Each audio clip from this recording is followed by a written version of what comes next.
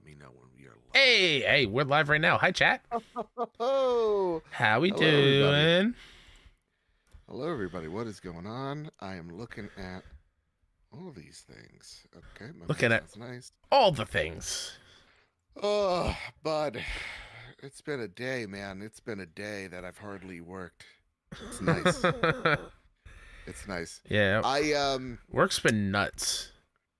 I bet for me, I took a snow day, Sweet. and because like after like I did. My driveway, then I did my grandma's driveway. And when I Oh. say I did my grandma's driveway, literally the snowblower crapped out on us once we hit her driveway.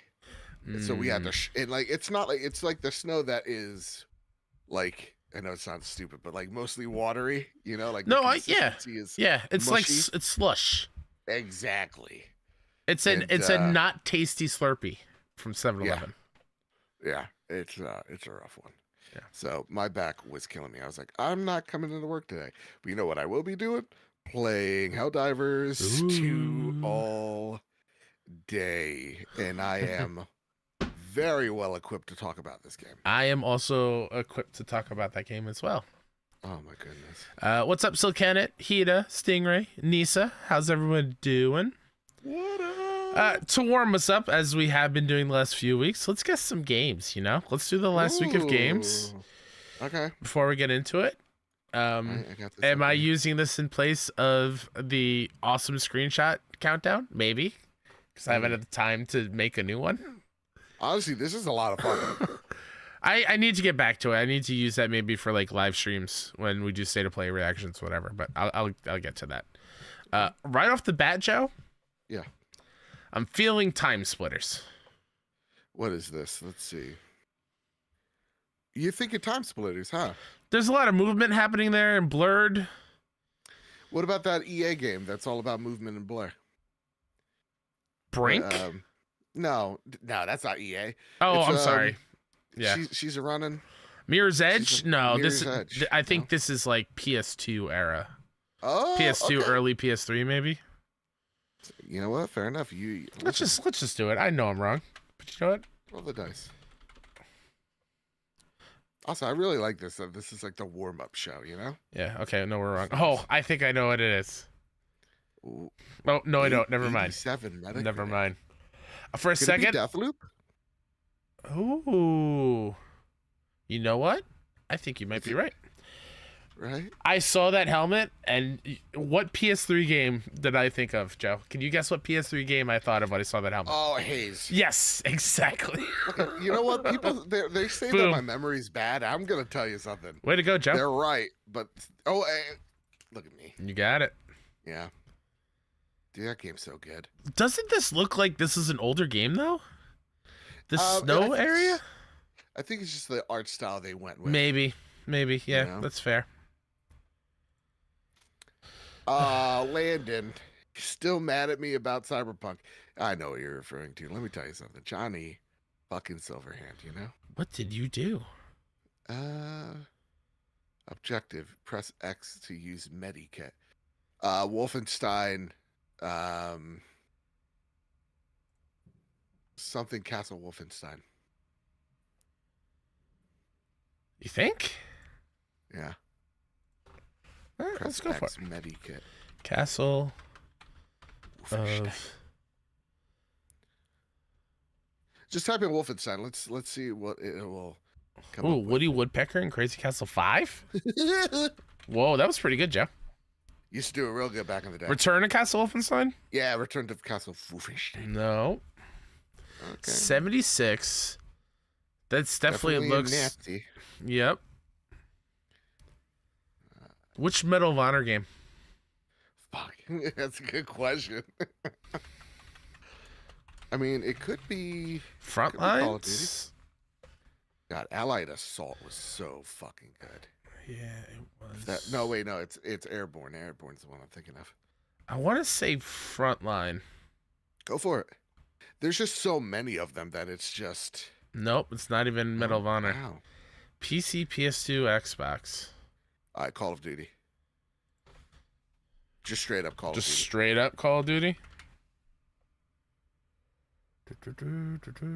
Finest Hour. Oh, Or just that one. which one? Do Finest Hour. Because I think that's Nope. when it was. Fuck. Shooter Simulator Strategy Tactical. We got a 0%. Is this Sniper? Yeah, right? Sniper But Elite. Was there an old PS2 Xbox one? It's like, wait. Happy Valentine's Day to you, nerd chat. Ooh, What's up? That Modern Warfare game? What Modern Warfare game?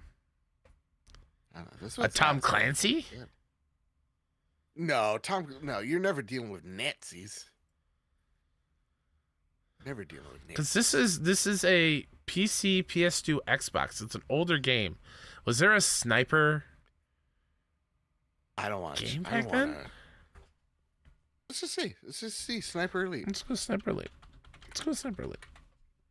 Let's just pull the bit. Whoa! Whoa! Oh, there was.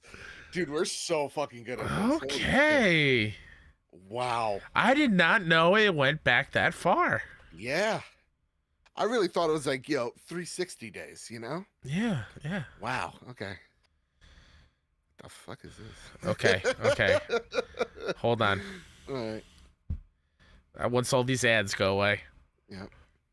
What are we doing? Protect from... Defend your volume. Volume. Coconut miracle oil. Strands. Kojima. I'm getting Kingdom Hearts. Okay. I don't hate that. I don't It's hate not that. Disney-ified enough. Right. I'm gonna go Kingdom Hearts. Do it. When you walk Go away, something stay, please. Oh, Wow. baby. Baby, Boom. tell me. Beep. What a call. What a call on some bunny What a call. ears, you know? Remember that whole franchise of like 18 games have like 2 great games in it? Oh. You Yeah, you said it. Oh, Oh, go away. oh. Go away. Oh, I forgot to mute the site. That's on me, chat. That's on me. That's all right. That's all right. We got to know about Wendy's. You said RuneScape? Yeah, let's do RuneScape first. I don't think it's RuneScape, but let's throw it out there. No. Too old for Metacritic. Oh, boy. I don't know. Chat, we need you. Too old for Metacritic. Still Cannon says Tibia. You know what? We're going with it. Let's go Tibia. I don't know. No Tibia. That sounds like an old person drink for Oh, Still Cannon. Look at you. wow. Was this an earlier version of RuneScape? It has to be. 1997? Tibia All sounds right. like a herbal drink. Well, isn't it a bone? Activia. Isn't a tibia bone? Don't we have one of those in our bodies? Is it like a trachea? No, I think the tibia is like a leg bone, Sea I of think. Thieves. Joe. Really? Sea of You just Thieves? Trust me, dude. Sea of Thieves. Nope. Damn it. 75 Metacritic. That would have been pretty cool though. That would have been dope, dude. Oh my god. What? Okay, once this ad goes away, I'm gonna walk you through my thought process. Okay. This looks like the background of a stage. Okay. This looks like Fruit Splatter. Are we looking at Fruit Ninja? Wow. I would never have never in my life would I connect those dots. And I wouldn't like even if I don't it's think wrong, it's wrong. I mean, I think it might be wrong, but let's see. You're a genius, dude. whoa. That was some IQ 151 shit. Because this, I was like, okay, this looks like the stage of like the arcade version. Wow. Jeez. I'm on one today, everybody. Now when will Joe admit he's been playing Helldivers this entire time? You know, guys, I love doing this show each and every week. I I can't wait till this episode's Joe done, though, doesn't want so to I can be go here right back and now. play it. Yeah, I really don't. There's Helldivers, man. There's democracy needs to be saved. Oh man. What's this? I'm thinking Remedy. Remedy? You thinking What, you Quantum thinking Break or Max? Control? That does not look like either. You don't think so? That looks like a Max Payne. You want to do a Max Payne? Let's throw out a Max Payne. You want to do a Max Payne 3? No. You want to do a Max Payne 2? Just Max Payne. Oh, okay. No, it's not Max Payne. Nope. A 90. A 90 Metacritic. This is something like Zelda. No. Mm-mm. There's a code there. Psychonauts? Mm-mm. I see what you mean, though. It does look like that psychedelic kind of swirl. Yeah. Ooh, gosh, this one's a good one. I don't think it's Psychonauts, but I'll put it in. I don't have a better guess right now, so we can put it in. I'm also thinking Nier, but like, did Nier really score at 90? The first, like, not Nier Automata, like the first Nier? Is that what you're talking about? Canon says an old Ratchet and Clank. Ooh. I like that, actually. Ooh. I wouldn't hate that. Let's see. If we don't get it right, do you want to start at the OG? Yeah, let's start at the OG. No. Wait. What the fuck? Wait. Is this a Persona? That's definitely giving Persona vibes. Right? Original PS2. Weak. That's a weird. I definitely think this is a Persona. What are we thinking? Persona 2? Yeah. Yes. 4 was Vita. Was it 3 Vita Oh, as well? no. 3, I think, was PS2. Let's go 3. Okay. Nope, that's dancing. That's dancing. Dancing in the moonlight. I I think you passed it. Is it Shin Megami Tensei Persona 3? Maybe.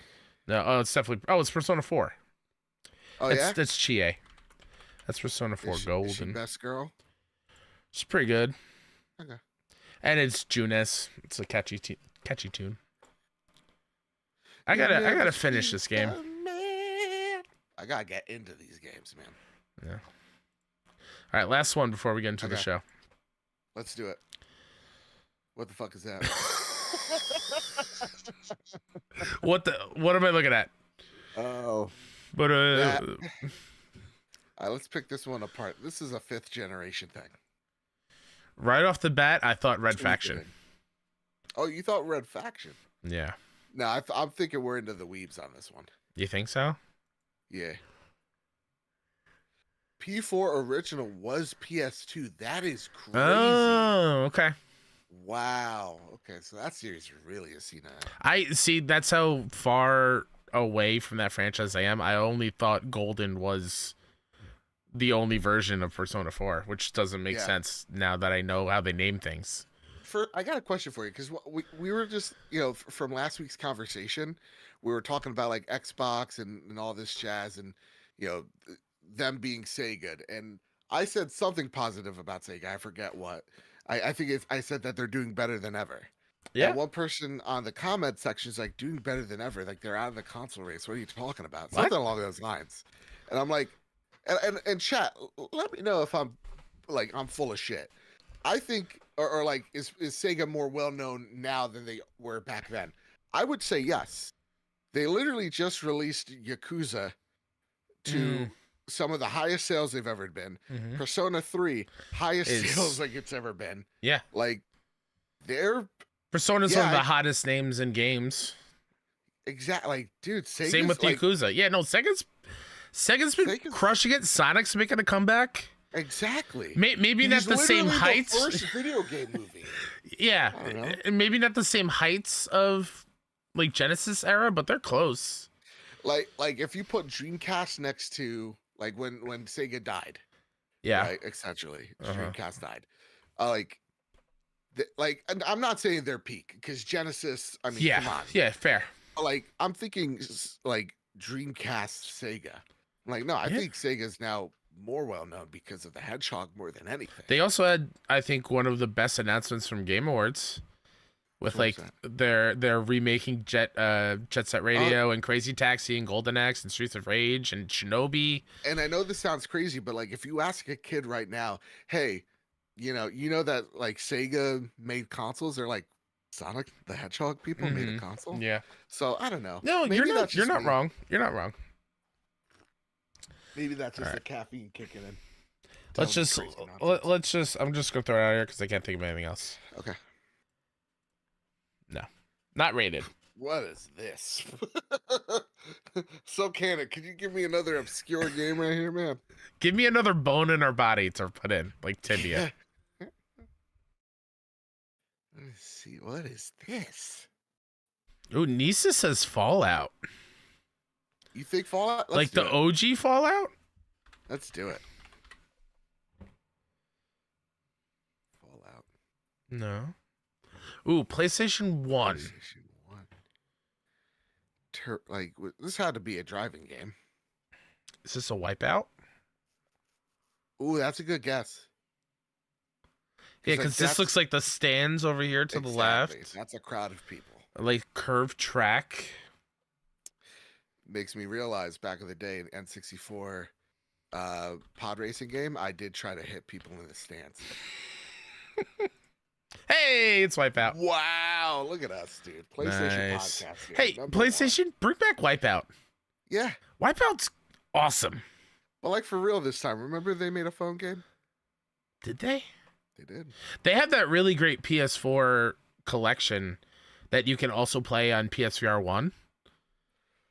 This was really good in VR. Yeah. I wish they would, I don't know, let VR2 have a version of it, but that's asking too much. Yeah, maybe let PSVR 2. That's asking too much. All right, Kyle, you ready to get into this show? Hold on. I got to switch our cameras. I don't know why this does this.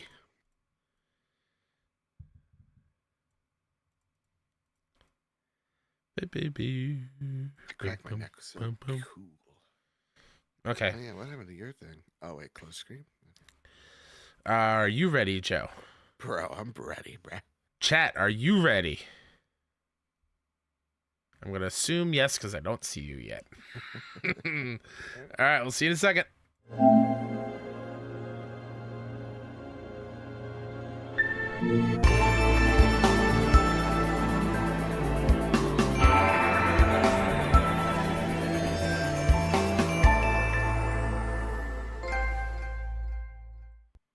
Oh, wait, no longer greatness has arrived. Welcome to episode 363 of The Trophy Room, a PlayStation podcast made by the players for the players. I'm your host, Joseph, aka Mr. Badbit, and it is here where me and my best friend Kyle talk about the latest, the greatest in all things PlayStation. Of course, this week we chat the PlayStation 5 beginning to look at retirement home plans, Helldivers 2, Ultros, Skull and Bones, and Tomb Raider collection thoughts, our quick outlook on the official business Xbox podcast announcement, and so much more as we do it live each and every Wednesday night at 8 p.m. Eastern Standard Time over on youtube.com/PS Trophy Room and podcast services each and every Thursday. Alongside me, the greatest co-host, whoever is, whoever will be, Mr. Kyle Stevenson. How are you, sir?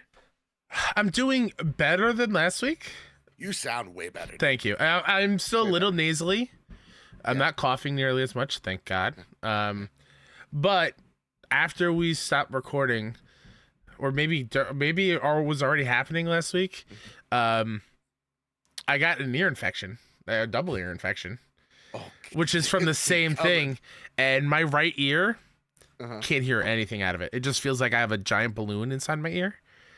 Oh, no. A lot of pressure. I'm hoping it goes away soon, but if that's the least of my worries, I'll take it. Well, listen, I'll join you in the old man department. Yeah, please. I definitely need to see a doctor soon about this ADHD. Fair. It's getting out of control recently, and my brain's getting all foggy-ish. I don't know. I think and then I'm gonna sound really old. I think it's the weather. Oh no! When it gets cold out, my knees know. My knees tell me. Yeah. My back tells me, hey, guess what? It's gonna be real cold. You're gonna be stiff for a little bit. Exactly. Oh boy. It's been rough for me. It's been rough for me the last week. That said, Kyle, here on the notes it says you have a starter question for me. I did. Yeah. Do you want me to still do that one before we do the other one? Yeah. I don't know what your history is with this type of genre of shows or podcasts, whatever. It's very big in the basic bitch community. You got into murder mysteries? True crime. I every once in a while like to watch unsolved mysteries on Netflix. And I don't know why I do it, because I always stop watching that and go into a depressive funk because I'm so sad.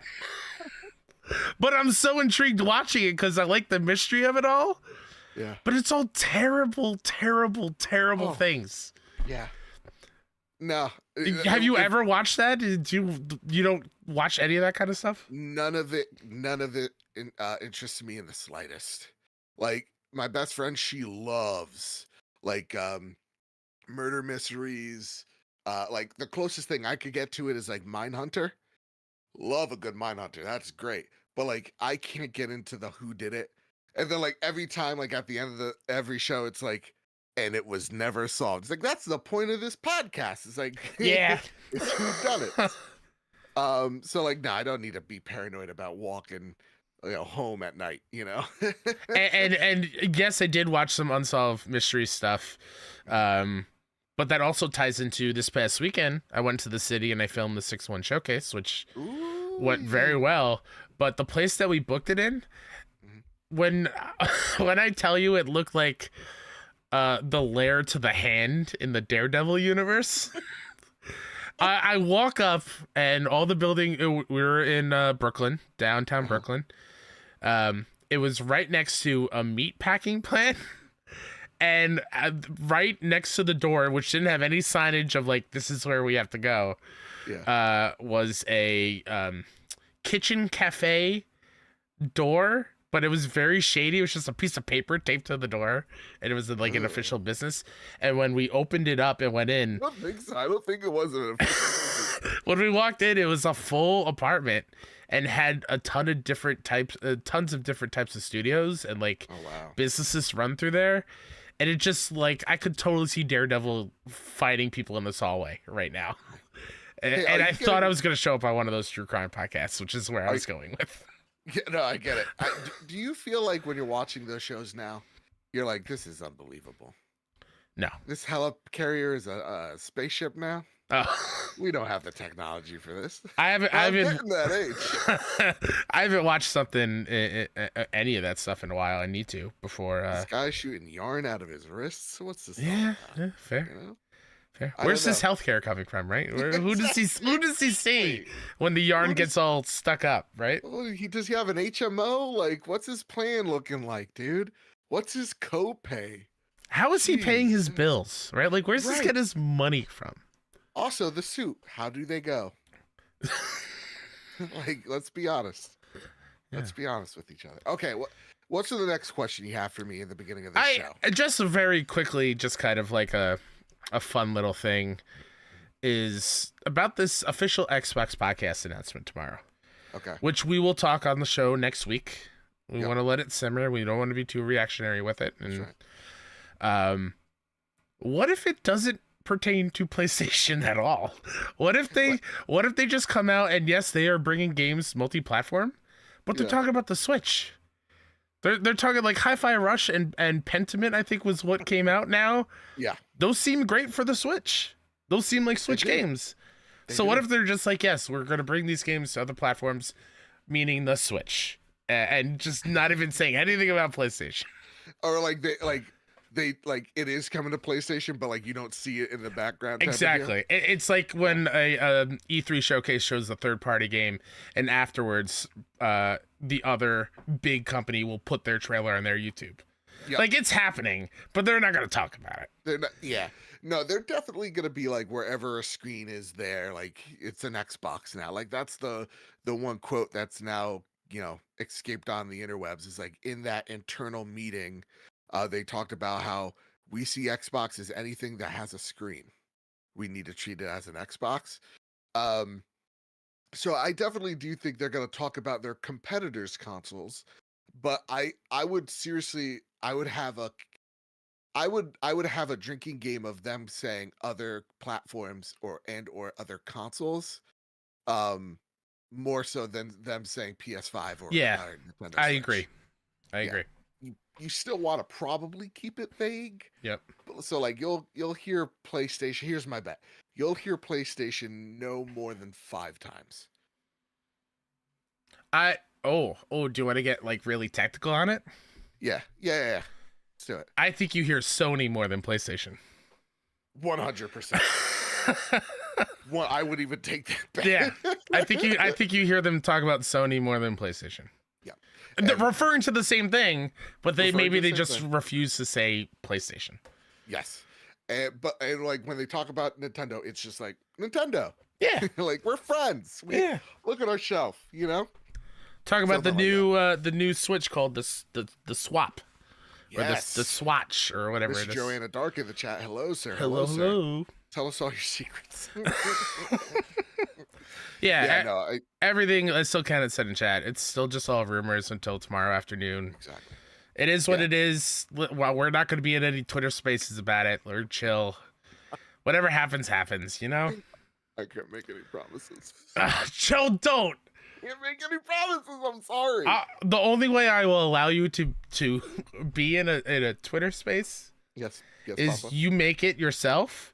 You title it something overreactionary, and then they hop in and you're just playing Helldivers, and you're not even referencing it or whatever. You just be like, hey, so how about that weather? All right, I'll do that. Yeah. No, the most that I see us doing for tomorrow is like a video about it. Maybe bring in Luke to have like a short little chat, but like the way we see it, because we had a little discussion behind the scenes of like, what are we gonna say that's different from us a week ago? Nothing. So unless it's them literally saying, hey, yes, everything full slate is coming to here's an MCU timeline of every game that's coming and when they're coming, kind of thing. Exactly. Like the rest of it, like what's happened in the game, like that doesn't pertain to us, so we don't care. So that's how we see it. Unless it's literally earth shattering, we don't need to talk about it. It's not an Xbox show. But if it's something that does certainly pertain to PlayStation, again, like the first game's Halo, sure, but that's not the case. I really do see things, Kyle, of them keeping it mostly ambiguous. Yeah. Them talking about their more grander plans, and then it's what it's going to be, a slow trickling out of content to other platforms until it is normal, which is something we're going to be talking about a little later on in this show. So yeah, that's all the cool kids are doing that, apparently. All the cool kids, man. All the cool kids. They're all peeing their pants. Hey, consider me Miles Davis. Okay, Kyle, before we get into all the big news, before we talk about, oh my God, Helldivers 2, it's time to get into some housekeeping. Again, I really want to talk about Helldivers. There's a merch store. We got merch. Go buy some merch. It helps us, supports the show, all that good stuff. Buy the Players Community Game Show. Guess what? This game of the month, it's Final Fantasy VII Remake. When is it? Literally this Saturday, February 17th at 3 p.m. Eastern Standard Time. Come be a part of it. If you have any questions about how to participate, please message Drellish or Marcus O'Neill in the Discord server. Yep, they're already working on next month's game. So if you missed out on this month's game, be on the lookout for that soon. And it's a banger. Yeah. Whoa, let's not get crazy. It's a banger. We're already being divas about it. We're like, oh, we don't know if we can make. We're just so busy. Very busy. PAX East is coming, Oh yes, we're pressed this year. Oh, WrestleMania is this week, It definitely is. It's gonna be a big mania, Joe. The Rock is back and he's a bad guy. Yeah, he's a heel, dude. Awesome. Oh, I can't wait. I actually might watch WrestleMania just for that. Please do. It's been. I would love to get another friend in on wrestling. Like Mike is hooked now. I mean, I've Like been on and solid. off. Like, I'll watch it, no problem. It's Yeah. not like me watching football. Mm-hmm. You know, if I have to see 56 seconds of Taylor Swift, I'll lose my mind. Oh, Joe, no, please. That's a joke. I hope, right? Yeah, no. All right, thank God. No. Real talk. I'm a transplant Swiftie. Like, I don't know her music well, but I feel like she's a positive force. Absolutely. You know, Yeah. I don't see her like. I've never in seen the a fist fights with negative people. interaction with Taylor at all. Exactly. Yeah. I think she's fine. It's like whatever. Yeah. You know. She has some Maybe good just- songs. Yeah. Couldn't tell you most of them. I know the Juliet song. And the Whoa, one with the that's- ostrich. People that know the meme will understand that. Oh, Of course. got it. Okay. Before we get into the PlayStation news, I would like to thank our top patrons of the month of February. Like we say each and every week, if we ever got you through a long car ride, a tough day at work, whatever your situation may be, it really does help us out, even if you throw a buck our way over at PS Trophy Room, patreon.com/PS Trophy Room. It really does help us out. We have some big bills coming up at the end of March. We could really use any type of funding that we can. So remember, we're not talking about like shavers or like soap or whatever for 30 seconds. It's all fan funded by you, the patrons.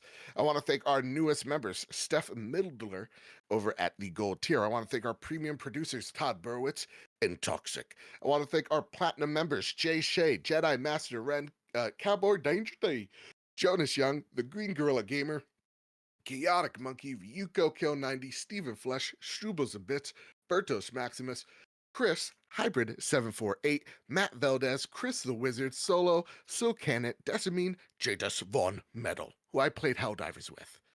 Literally just randomly. It wasn't like we chose each other, we just magically got into a lobby with each other, which I found was nuts. Anyway, Mitchell Gramling, Randy Hale, thank you all so much. I want to thank our gold members, Cypher Primus, Doth Simon the Pie Man, Jesse Garcia, JB the Purple Monkey, Hayden Doyce, Katie, Kevin Mitchell, Kevin Diaz, which I also played Helldivers with him last night, Marcus O'Neill, Red Arrow, Ageless Hermit, Angezor, Astronaut Jr., Winter Gamer, Robbie Bobby Miller himself, Brenton Zachary, Captain Logan, Final Fan, XZ, Hambone, JD Dillinger, Stone Cold, E.T., Tino Sixspeed, N. Johnson, Sean McKenzie, Rick Arrington, Spam and Bamman, Matthew King, Duh Overlord, Dewane Raksha, Drellish, Rick Davis, Steph Mildler, Samuel Nestling, and Lord Commander Suddy.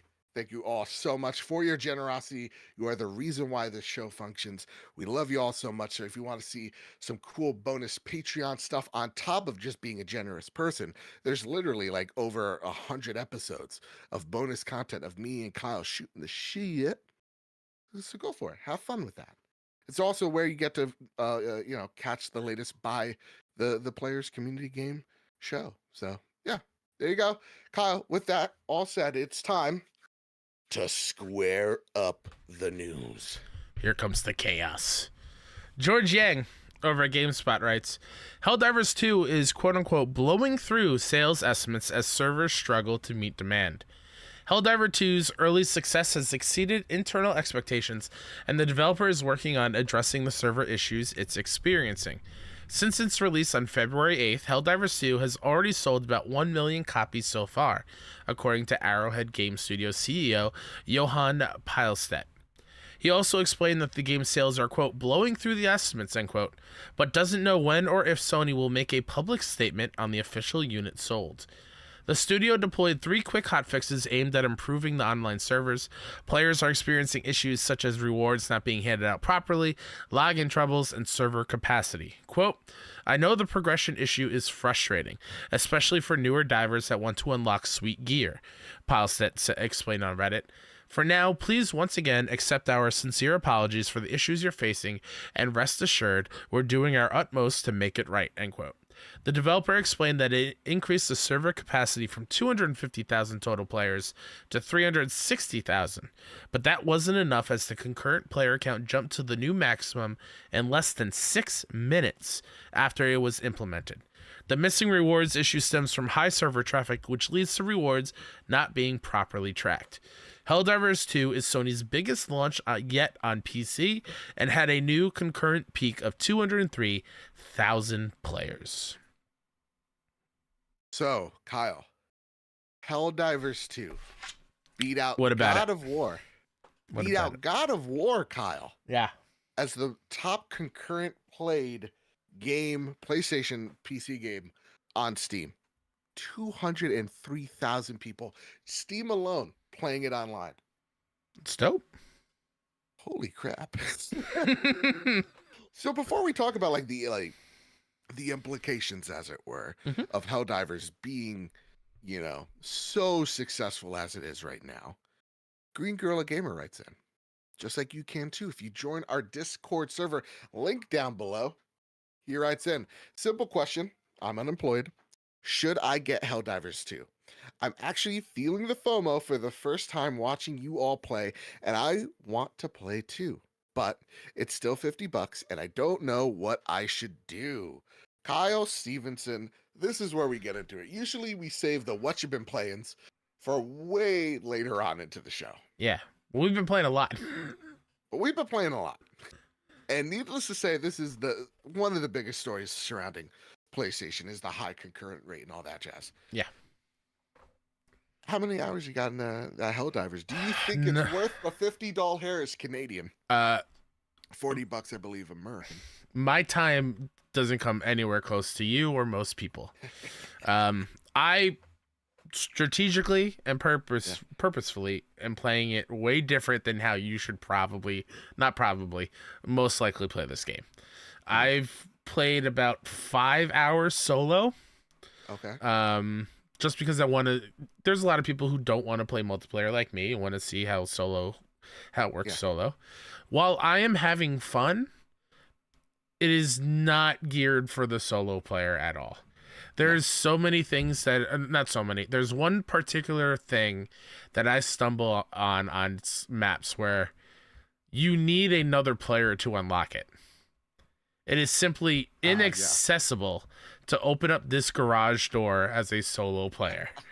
And I'm like, well, maybe I can touch it and run over and touch the other side to kind of time it up.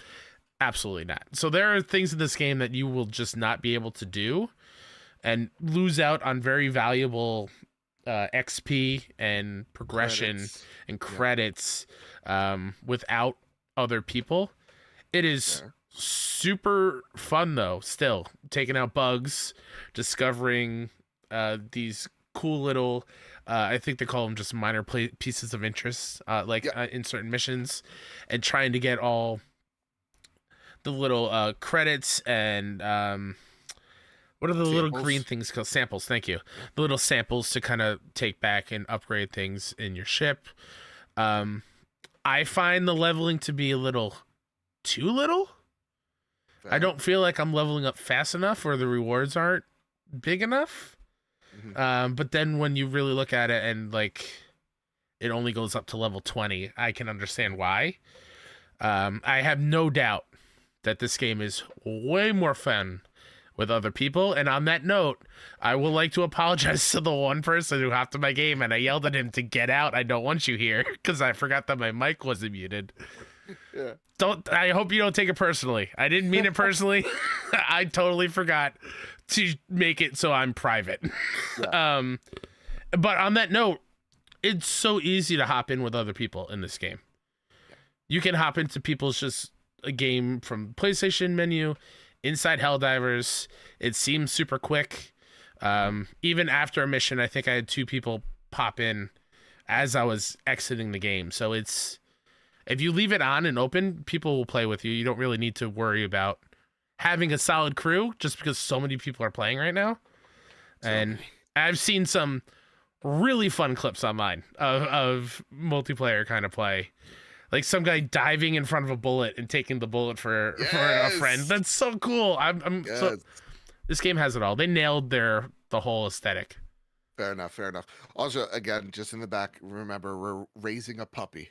So if you're hearing some yips and some skips in the back, and some people trying to, wrangle a wild animal, it's because we do have a wild animal. She's in puppy training. She's about to graduate, but she's still got work to do.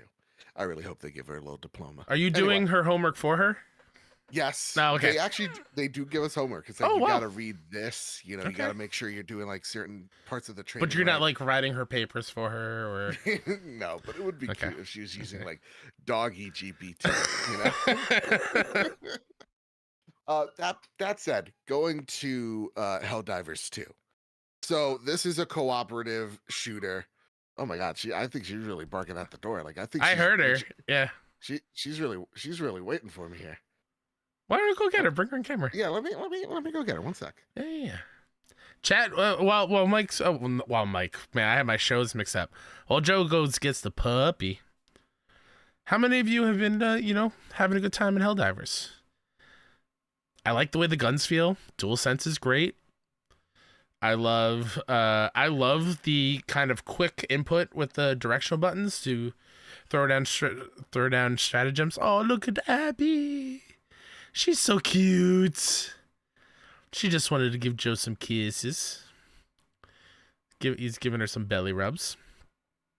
So what happens is like it's very easy to kind of access all your resupplies and your stratagems, which are like big game, not game breaking, but like ultimate moves. You just hold down L1 and you can. It's like a combo move in a fighting game, where you can just press all the directional buttons in a certain pattern to unlock things, and then you throw it like a grenade. I love doing that. That's super fun. Yeah, go for it. Being a little rambunctious. So, yeah. Helldivers 2, multiplayer game by Arrowhead Game Studios. We are here to defend managed democracy. All right, from the threats of tyranny. For Super Earth. For Super Earth. That's the plot. And you don't really need to know more. But there's definitely things scattered around the world if you want to investigate what is actually going on, and maybe there's a big meta story happening. But this is a squad-based multiplayer third-person shooter that is all about liberating, clearing the map, doing objectives, getting from point A to point B, and destroying waves of bugs and Terminator robots as you go along. And the twist here is that it is incredibly grounded in the sense of you could take a shot or two, but it's all about your response. It's the mechanic is of dying. It's kind of, to say it in the worst way possible, in the most lazy way, it is challenging in the sense of like it's meant for you to die several times, souls like, if you would, in that regard of like prepare to try. Right, there is going to be some obstacles in using the environment to your advantage. It's all about understanding terrain, using your power moves that they call stratagems in this game, to your uh you know to your benefit. And so the cool thing about it is, like, for example, in the beginning all you have is like a bomb that you get to throw down, an orbital strike, and maybe like a special weapon, and you can expand that to have, your starship that drops you on this planet actually working with you to clear out enemy mobs, to clear out, a big enemy den. Or I don't know, maybe they're good guys. I think we're the baddies. But it is super rewarding being able to call forth such type of armaments onto the field and just seeing the devastation that you're leaving behind. Kyle Stevenson from the trophy. What'd you name your ship? I think it's like the Justicar of Retribution or something like Ooh, that. that's a good one. I saw Herald. I was like, oh, please let Be Darkness be another option. And it's not. So it's Herald of Power or Herald of something like that. Yeah. Yeah, I would love it for. Yeah. Oh my god, that'd be so rad. But yeah, it is one of the most interesting, different, and just fun cooperative experiences that I've had in a really long time. Like, I play mostly with the Xbox crew, and they're not playing with me because obviously this is PlayStation and PC exclusive. But I am having as much fun as I do having, going into a crowd full of randoms that I would when we are teamed up and partied and linked with our fellow community. It's really simple to communicate with people. So like there's a ping system. It's hold R1 and you get to see all your abilities of like agree, disagree, ping something on the map. Tell people that like there's a point of interest here, or you tap on a big giant enemy and it's like, oh, this is a heavy unit, so people know you need help. Um, and so far, I think there's about 16 different enemy types in this game, just base game. There are going to be more enemies within the next month or two. So like more like what are they called? Um, yeah, more not enemy types, but variants or whatever have you. So yeah, just like how in Destiny you have, their three different enemy like groups, there's going to be a new one introduced. Yeah. Each one has their strengths and weaknesses. For example, the bug that people are usually fighting first, the bug enemies are just swarms. They're meant to just get you just out of sync, out of whack, and to just overwhelm you. Yes, overwhelm is a good word. They love to flank. Yeah. And oh so, yeah, like, they do. the cool thing that you get to do is like call down from your big orbital ship like anti-tank rounds, which help shoot down these thicker skinned enemies called the chargers that everybody hates.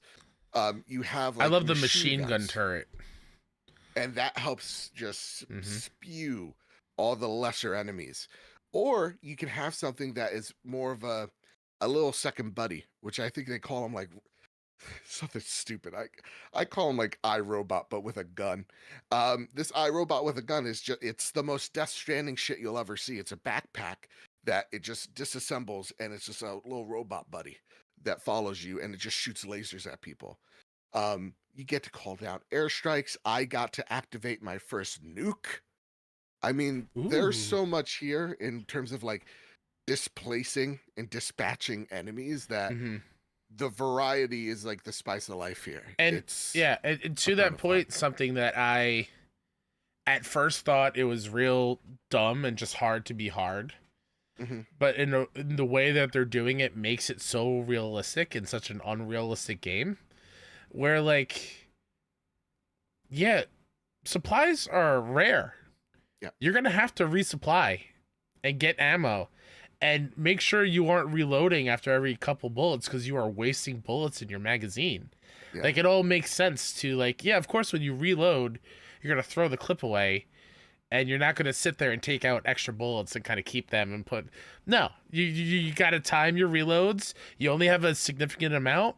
You're going to have to resupply. Same thing with your sims for health and your grenades. And they're all super important. And you're not going to survive with it. And I will also note, as a solo player, I can only do easy. I cannot play on... I cannot play on medium. I tried it twice. The swarms are too much for one player. Okay. So easy's been kind of like my go-to solo. But now that I'm talking about it, I will be playing multiplayer. I don't think I can do solo. So Green Gorilla, if you want to play this by yourself, you can, but I don't think you're going to get the same level of enjoyment as Joe and what seemingly everyone else out of it. Yeah, I'm having a blast. I think what you said is correct. It's not hard to be hard. Right, that's when I throw the lazy Dark Souls analogy out the window. It's hard but fair.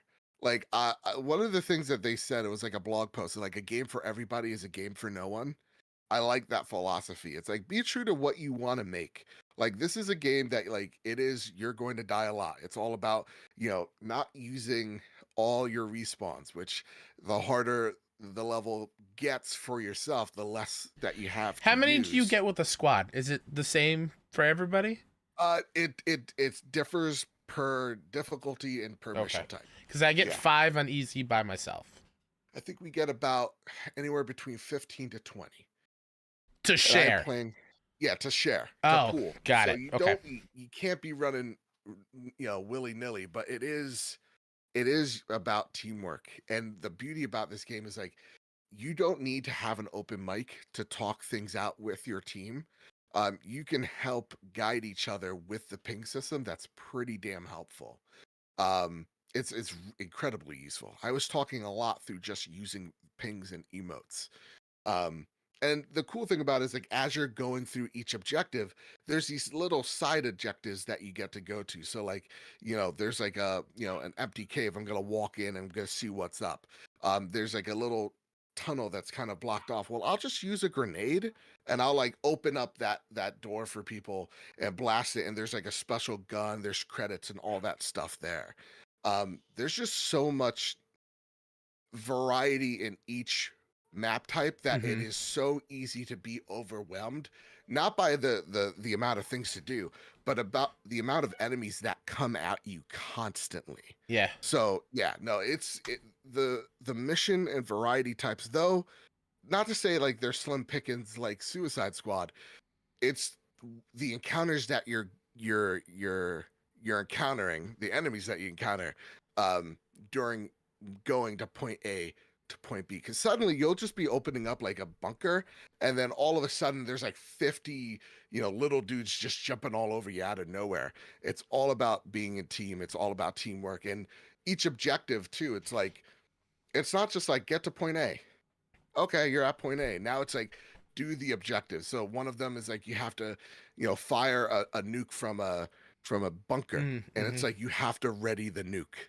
You have to use teamwork to like. I found a fun one. I forgot what it was called. I think it was like an artillery station, and you have to switch between defending yourself from the bugs, while also finding the shells and loading up the artillery gun at the same time. And kind of like you can't shoot while you're holding the artillery shell, and you're moving slow, so you gotta drop it, take care of business, find it, go. And that kind of like fun moment to moment, unique, spur of the moment kind of thing is exciting and helps feel with, which is something that I'm having a bit of a problem with, where the maps are already feeling too same. Yeah, spice it up, man. Landscapes are the same kind of tone. They all look the same so far. I haven't messed with the robots yet, so I'm sure they're probably different. I've seen clips. They're insane. But just like when it comes to like the initial Bug Planet missions that you're doing, it's like the same map and you're kind of running around the same kind of thing. So I'm sure it's more fun with friends and trying out these different weapons, but that's my only like real detriment so far. Also, I found a flamethrower. That thing is awesome. Oh, I hate it. I think it's the most. I love the flamethrower.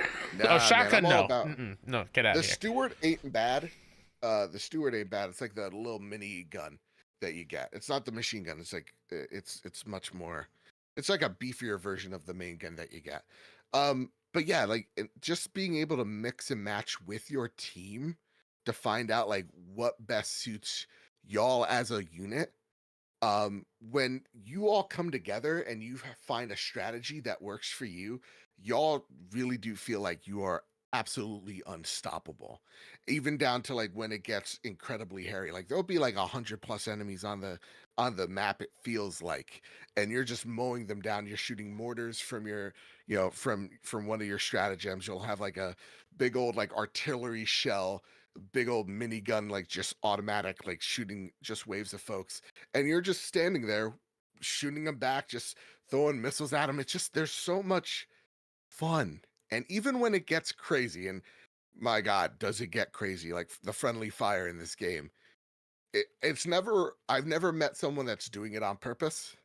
It's always out of sheer accident and chaos that you can't get mad at. Having to think about where I'm placing the machine gun turret, and then really focusing on not running into the line of fire and making sure you are far away from the enemies, because that turret's just going to shoot no matter what. And if you're in front, you're done. There's so many times where I accidentally walked in front of my own turret and got shot in the head. It's wild.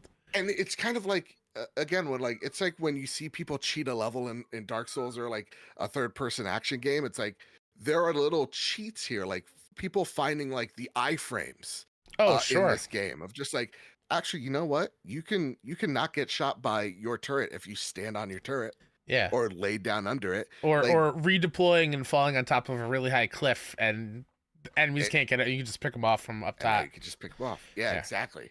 So, man, I'm having so much fun. Also, guns feel great. Yes, the haptics DualSense and is the awesome. I have sounds. never felt more like a badass shooting my pistol and just popping off the little tiny Yeah, bugs from a distance. Oh, it feels so good. it's it feels really good. So I absolutely adore it. And one of the things that I really love, the CEO of Arrowhead was I'm quoting here, put out a tweet saying, "You have to earn the right to monetize. I truly believe that if people want to support this title, they have an option, but we never are forcing anyone to do so." I've seen a lot of conversations. Is this game pay to win because there is a battle pass that's tied to weapons that you earn in the game that do help you. It's not every weapon in the game. I've seen a lot of people. No, earning currency is so incredibly easy. You will do it no problem. Like it really is. If you want it, it's there. You don't have to in the slightest. And I find myself being able to purchase things just because I want to.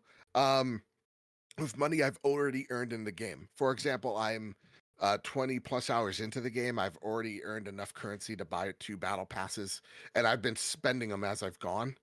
And even then, the currency that is in the game is so inexpensive. We're talking like instead of like 25 Yeah, bucks it's not for bad. a Fortnite skin, it's literally like $5 here. Yeah, I think 250 So credits are like $2 or something like that. So when I first looked at it, I was like, oh, this is daunting because there's two different ones, one for like the based around the robot kind of enemies, and then one yeah. more bug swarm. But the fact that you earn these medals for completing missions for the first time, and then you can use those medals to unlock things, and Hmm. you don't just get one medal. Some missions you might get two or three, and Yeah. depending how you do, it's very forgiving, and I love that. And I love that he's saying like, yeah, no, we have to earn it. Like Yeah. we can't just come right out of the gate, throw all this bullshit at you, and expect you to pay us more money on top of what you're already paid. Yeah.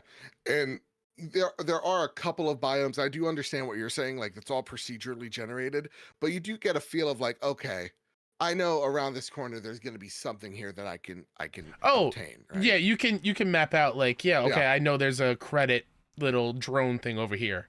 That looks Yeah. familiar. It's the same kind of layout. I asked them, please control the dog. There's no controlling her. I'll just hear more yelping in the back. It's nuts. Um, but yeah, I very much adore this game. I want uh I want to go back right like I want to play it right now. Jeez Louise. But like I want to go back and I want to play more of, like the Terminator levels, but like they're very daunting. Like they scare the shit out of me. I'm not gonna lie to you.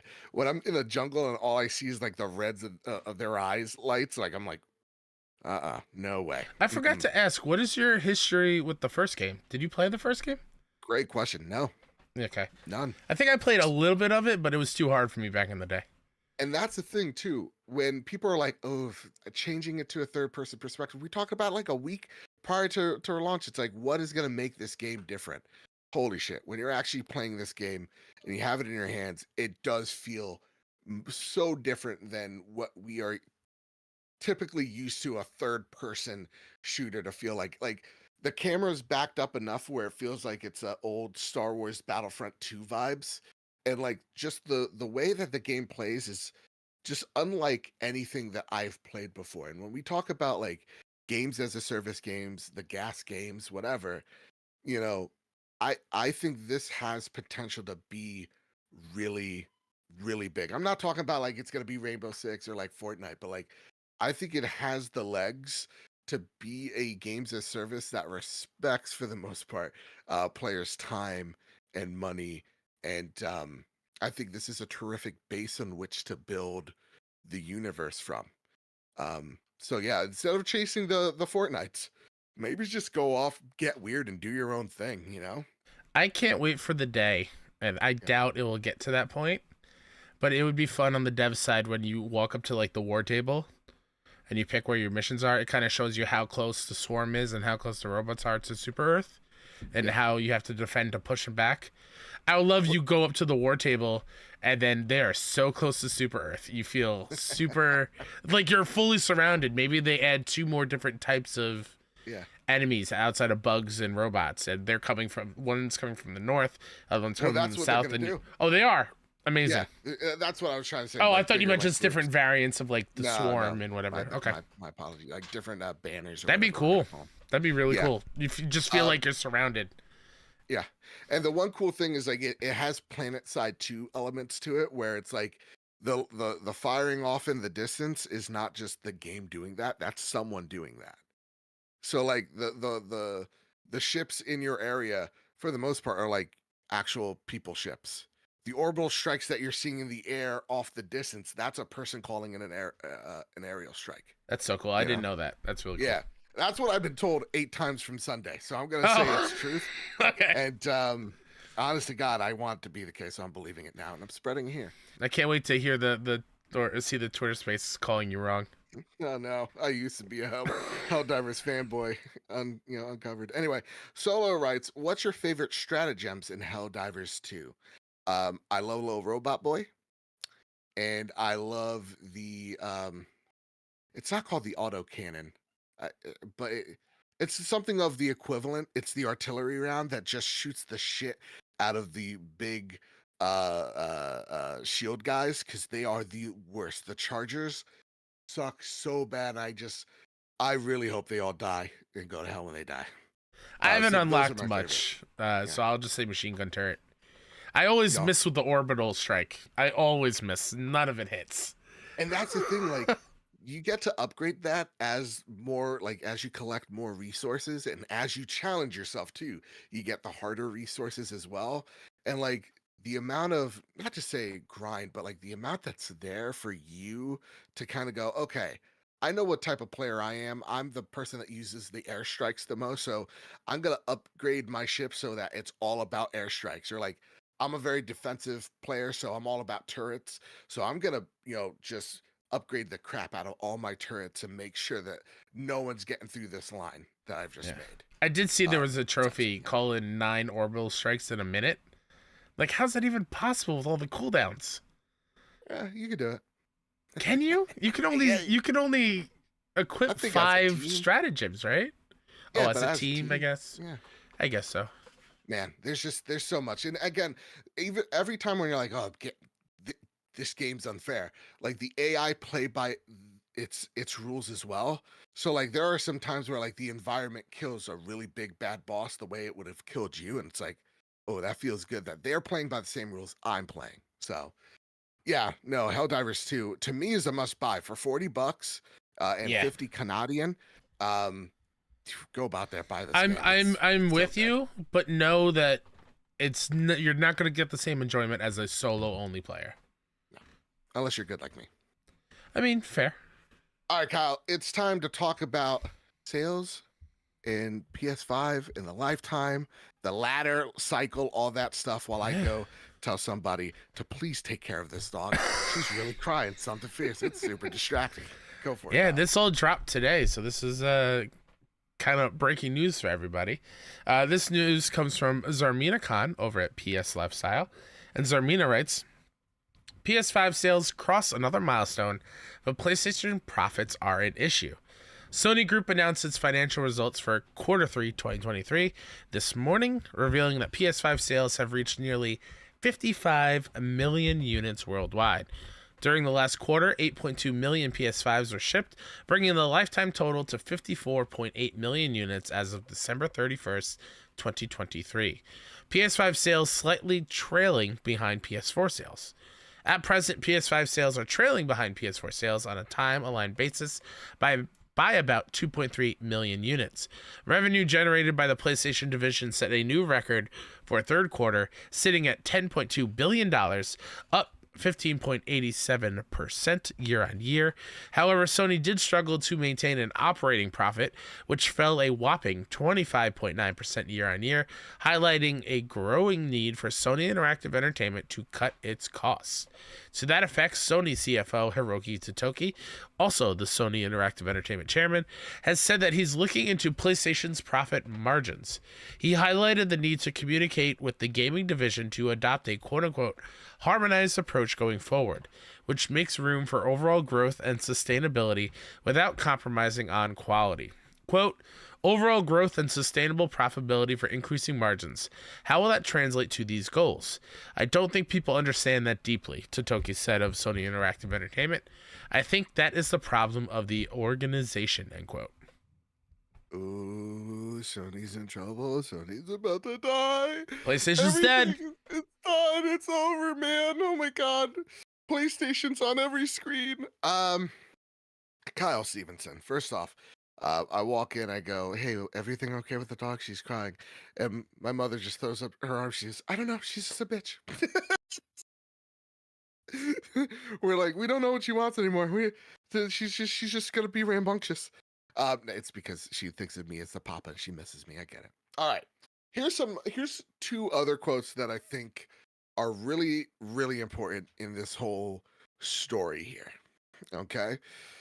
So the interim CEO says that two quotes that fans should take into consideration. First, regarding new releases or the lack thereof releases from PlayStation in the first part from now until April 2025. Holy crap, that's actually a year away. Who knew? Regarding PlayStation 5 software, he writes, which will enter its fifth year since launch, said Sony President, COO, CFO Hiroki Totoki, partially due to entering the latter half of the console lifecycle. We are aiming to optimize sales with greater emphasis on balance with profits. So we expect a gradual decline in unit sales from the next fiscal year onwards. And, all right, here's another one. Regarding first-party software, we aim to continue a focus on producing high-quality productions and producing live service games. Uh-oh. That's not the part they should have quoted that one. But while major projects are currently under development, we do not plan to release any new major game in the existing franchise titles in the next fiscal year. Games like God of War Ragnarok and Marvel Spider-Man 2. Okay, so doubling down on this aspect. This is something that a lot of people missed because people are like, there's just no new games. Yeah, no. Just well, reading comprehension, not very good today. Not very great. And maybe they have a barking dog in the back, but maybe. Matthew Kennedy writes in, "Hey, gents, Sony stating that they are in the, quote, latter stage of the PlayStation 5 life cycle is a tad odd. Are we going to get first party after first party for the latter half? Or do you think that a lot of these titles could fall into the next generation of PlayStation console? If that happens, could PS5 possibly be considered a failure? Maybe we get a PS5 Pro sooner than we think. So many questions keep popping into my head. The more I type. Thanks, guys. Keep the stellar content. Or keep up the stellar content. Thank you. I'm trying tonight. I'm trying. Listen, when they say later stage of the PlayStation 5 life cycle, I do want to just preface this as saying that this is being translated. Hiroki Totoki does not speak English, so he's speaking Japanese, and someone is interpreting for him. Okay, and translating it into English for us. So that may not be the exact words that Hiroki used, but hey, listen, still makes sense here. Yeah, Kyle. So next year, PS6? No, absolutely not. What do you mean? They said latter. Yeah, the latter half. Stage. I think people forget that this is going to be the fourth year of PS5. Right. Like, PS4 was 2013? 2013 to 2020. Yeah, so that was 7 years.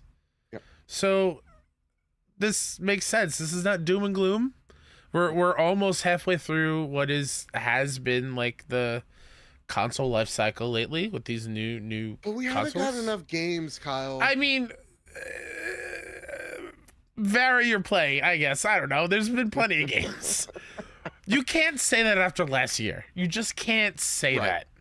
Right. That is a wild thing to put out there. Like, oh, we haven't gotten enough games. Are you kidding me? We were fighting for our life last year to play everything. Yeah. Dude, Get 4 months off ago. of it. 4 months ago, I got Baldur's Gate, Alan Wake 2, it's Spider-Man 2. Yeah. Baldur's Gate 3, Jesus. Like, geez, like just the amount, and like every other month there's a new Plenty game of to play. things. Plenty of things. But I think what people are referring to First is party like stuff. first party stuff. Which they have a point. Yeah. It hasn't been as, forthcoming and a waterfall of exclusives every other month like we were getting for a little bit on PS4 era. Sort of. I mean, 2020 did spoil us a whole lot. Right. Like we had 3 major exclusives within like a 4-month span. Yeah. Ghost, Last of Us Part 2, and I would consider FF7 Remake as well. Like they're all within there. To me, like PlayStation, since I could remember, my memory's foggy, so maybe I'm just dumb, but like they've always had like 2 to 3 games every year. Like that's like the big tentpole titles. Yeah. Right? Like to me, like things didn't truly kick off with the PlayStation 4 until we got to Bloodborne, and then we got things like The Witcher 3, and then we got Until Dawn, and then we got Uncharted, then we got Horizon, then we got God of War, then we got Days Gone, and like, Knack the list 2 continues. and Knack 2. Like, so to me it's like, I don't know, part of me thinks it's like, 2020 to 2022 feels like a week and also feels like a year. Yeah. So it's like, the way this console generation in which it was started was weird and unconventional, and that affected the production of all these games. So like a part of me gets it. It's just, it also feels like the PS5, not to say that it doesn't feel like a jump from the PS4, but it just feels like the generation from the PS4 never stopped. Like there was no defining moment of like, this is PS5. It's like, and that's only more ambiguous. That's only hindered by like Ragnarok and Forbidden West having PS4 versions. That's right. And so, and I think that's the truest problem here is that, going from the PS4 to or PS3 to PS4, it's like you were not getting like what you got, like The Last of Us remastered like a year into that console's that console gen, but like, and sure, you got the Uncharted collection, but you never had like, oh yeah, you got Horizon on PS3 to PS4. It's like, no, they just cut that. They cut the ties because of that cell processor. So like here, it's like, the PS4 is such a large base. We don't want to alienate them, but in the grand scheme of things, we take a look. It's what was it? 80, like somewhere around like 80% of like God of War Ragnarok sales were on PS5. So it's like, I think the narrative says, oh, we've only just started getting PS5 only games, when even the cross-gen games were played primarily on PS5 anyway. Yeah. We were talking about like, oh, Horizon not selling that well on PS4. Seems like people are picking it up on PS5, waiting for it on PS5. So yeah, I think that definitely has something to play. This other part about this quote, though, of like no existing franchise titles until next fiscal year. Yeah, no, that makes sense. We're not getting a new God of War this year. We're not getting a new Spider-Man. We're not getting a new Uncharted. We're not getting a new game base. We're not getting a new sequel. Yeah. We're not getting a new Sony brand IP with a subtitle. That's not happening this year. Not yet. Well, if it's an existing franchise, we're not. Right. If it's a brand new IP, I'm picking up what you're dropping. Yeah, if it's a brand new IP, I could imagine it. I could imagine one of Fair Games or Concord coming out later this year. Like, I still think we're gonna get new PlayStation first-party games this year, but it's going to be a unknown thing. It's going to be a Returnal. It's going to be something brand new underneath the studio's branch that is maybe from a Santa Monica, maybe from a Sucker Punch, but we're not going to get Ghost of Tsushima 2 this year. Right. Rip. There goes my heart. But like we already know, Death Stranding 2 is next year. Right. So we got one. And I think that a great point that you made. Look at Helldivers. That's a second party team. That's an XDev team blowing up like none of us thought, oh, Helldivers 2 is going to be one of the most played games on Steam. None of us. Right? We were talking about a week before that game launches. Man, they're just really just putting it out there, huh? Yeah. And look at us being all proven wrong. Yeah. So we're 2 weeks away from Rebirth. We're 2 weeks away from the biggest game of the year so far. Come on. You got Stellar Blade, you got Rise of Ronin. Yeah. Like, I think people's fascination with first party, I get it. We're here because of Naughty Dogs and Santa Monica, though is warranted. I don't think it's the whole kit and caboodle. I think there are some really interesting games coming out that are going to have you, fed for a while now. I get it. It's disappointing. We want to see, and I think the truest frustration with the PS5 generation is like, dude, where is the Naughty Dog game? Where is the Bend game? Like, there are all these games that are so long in the oven. Blue Point, where are you? Where are you? And I think we're gonna have a question that alludes to something like that, so I won't go any further than that. But I understand the fans' frustration. Absolutely. I think that's justified. It's like we need that roadmap soon. The next state of play, we better be seeing these games. But it's not like we're wrapping it up and going, no, all right, no. So we're just gonna hold this for the PS6. It's like, no, we still have 3 years, guys. Exactly. Yeah, at least 3. At least. And I do think a lot of people are maybe not fully grasping or not really thinking about it. I truly believe, I don't know how you feel. I think we're finally seeing the actual fallout of a global pandemic. Yes. And how game development was so impacted by that year that is 2020.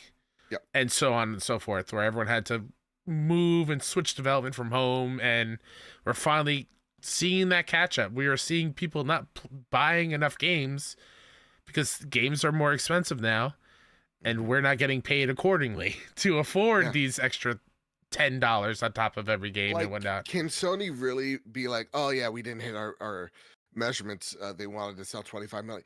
Can you really you raise the price on all these regions? Of course you're not. Exactly. Like, people got more important shit to 1,000,000%. So I think that definitely has something a role to play for sure. But PS5 Pros, that's coming out this year for sure. This year or next spring, maybe. Definitely. I think you're gonna see it this year. You're gonna see like some cool like bonus stuff that it can do. Yeah. Like unlock 60, all that jazz. Give me that new Astro's Playroom for PS5 Pro. Here's the second quote. All right, I found this interesting when Totoki was speaking on their PC strategy, which, given Helldivers 2's success on Steam, leads to the idea that perhaps a shorter window between PC and PlayStation launches should be considered. Quote, in the past, we wanted to popularize consoles, and first-party titles' main purpose was to make the console popular. He explained, this is true, but there's more synergy to it. So if you have a strong first-party content, not only our console, but also other platforms like computers, our first-party games can be grown with multi-platform in mind, and that can help operating profit and to improve. So that's another one we want to proactively work on. Quote, I personally think there's opportunities out there to improve the margin. So I would like it to go aggressive on improving our margin performance. This speaks to the fact that, like, though PlayStation makes a buku amount of money, they also spend a buku amount of cash to make that profit. So though they do make and rack up the most money, in games, they also are one of the biggest spenders as well. So it's interesting. How are you going to improve those margins? Well, it's by going to PC, right, Kyle? Yeah. Do you see the success of Helldivers 2 leading into, hey, you know what? Helldivers 2 actually did really good on PS5. It did really good on PC. Rumored to already have hit 1 million in sales, which is pretty nuts when you consider the lack of marketing push behind it. Mm-hmm. I mean, if we see success there and it's not hurting us, why shan't we? I agree with that logic. I do. Yeah. I get it.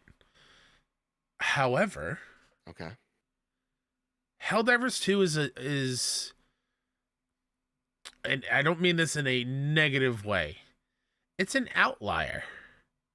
Oh, it's a multiplayer game.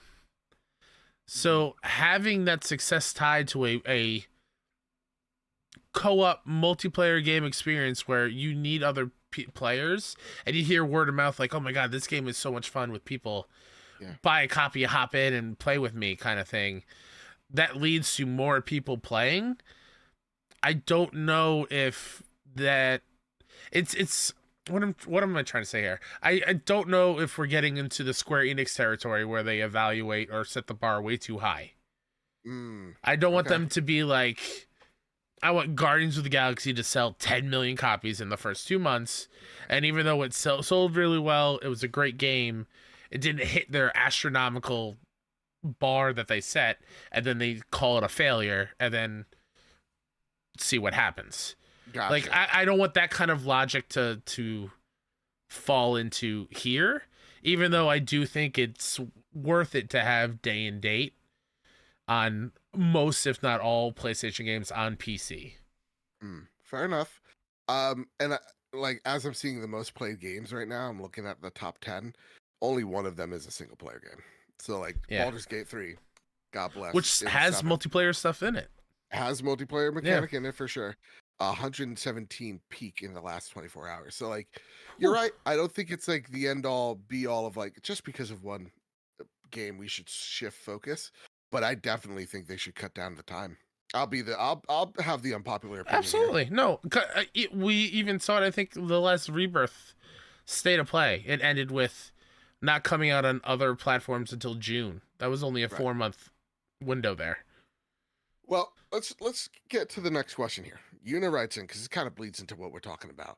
Hey guys, hope you're having a good day, having a great day. Besides this dog barking, but she's calmed down now. Look at her, she's settled. In regards to Sony considering day and date with PC, I see this as bringing more positive outcome more than bad outcomes. It brings more sales to the game, gives it option for playing on the go, if you own a Steam Deck, that is, and it does not eliminate the PlayStation option if people want to play it. The only con I can see is potential issues that might pop up with bugs and performance on PC. With that, though, do you guys think there are more pros than cons this year? That is one sign people do say it's like, well, Joe, slow your roll. Remember the Last of Us Part 1 remake. I get it. Steam Deck Joel is tough, but so is like a lot of firsts for people. So for me, I'm like, I don't think you're gonna have a Steam Deck Joel for a very long time. Not to say there will never be problems, but I do feel like if the margins are getting slimmer and slimmer for these games, you do have to go elsewhere. And I feel like already PlayStation puts its games on PC a year or two afterwards to kind of help that development cost get, stipend down a bit. I'd rather them say, you know what, listen, here's this game in all of its glory on PS5. It's as good as it can be.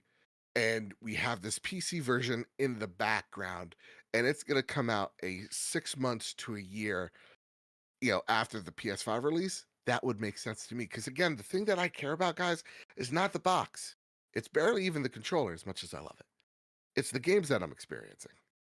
And so I just want more games from Naughty Dog. I want more games from, Sucker Punch. I want more games from Santa Monica. And I want to see these games succeed. And right now, I think the problem that we're seeing from both PlayStation and Xbox, and one day from Nintendo as well, is like, oh, there's a ceiling here. Okay, maybe we do need to take our games somewhere else to have them succeed. So that's just my food for thought. What about you? No, I agree with you, and I'm also, just to play devil's advocate, or just not feeling like I'm on a high horse here. I would be similar to our talk last week about the Xbox games coming to PlayStation and whatnot. I would be bummed if PlayStation games, exclusive games, would go to Xbox day and date on the same day. I do want a little bit of exclusivity window, a year maybe, 10 months to a year, something like that, because I still think that brings value to your ecosystem you choose to play on. Okay. But when it comes to PC, absolutely, that I don't give PC any thoughts in my mind. Fair. This is where I work. This is not where I game, because I'm terrible at PC gaming. Yeah. Well, I mean, Kildane writes in, I see this morning Sony said directly that they want to make first party more profitable by opening up to multi-platform. I don't see nearly the meltdown that the Xbox community had last week. Why is that? I mean, that's a good question. I think It's a great question. yeah, it is happening again. Oh, it's even worse.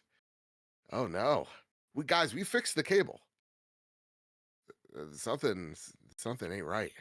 Anyway, as I was saying, there's a lot few of us here in the PlayStation side of things for reasons unknown, but I do think the reason as to why I think the main reason as to why we don't see the meltdown when PlayStation goes, hey, I think we're thinking about putting them on PC day and date maybe, or being more bullish about our releases on PC, which probably means shortening the window, right? Um, and I think it's because Xbox made it normal. Like, shout out to them. Like, they were ahead of the curve when it said, hey, we're going to put our games day and date on Xbox and PC. Why did they do that? Because the Xbox versions of these games were not selling the way that Microsoft wanted them to sell. And so they're like, hey, listen, if we're going to open this thing up to Game Pass, we should also be opening up to the PC market, of which it's Windows, it's Microsoft. So no matter what, it's a win for us. And they normalized it.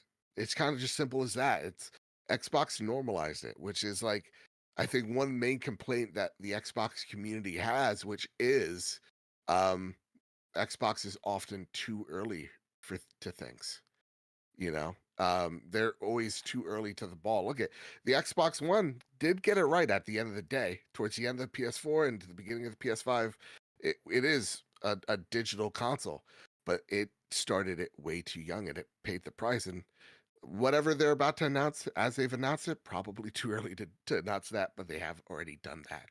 So that's why you're seeing the meltdown from the Xbox community, is that they feel as though there are some type of stake on the line. They want Microsoft to make this theoretical punch back because so many of those content creators have built a platform on Xbox finally getting the upper hand and defeating the PlayStation platform.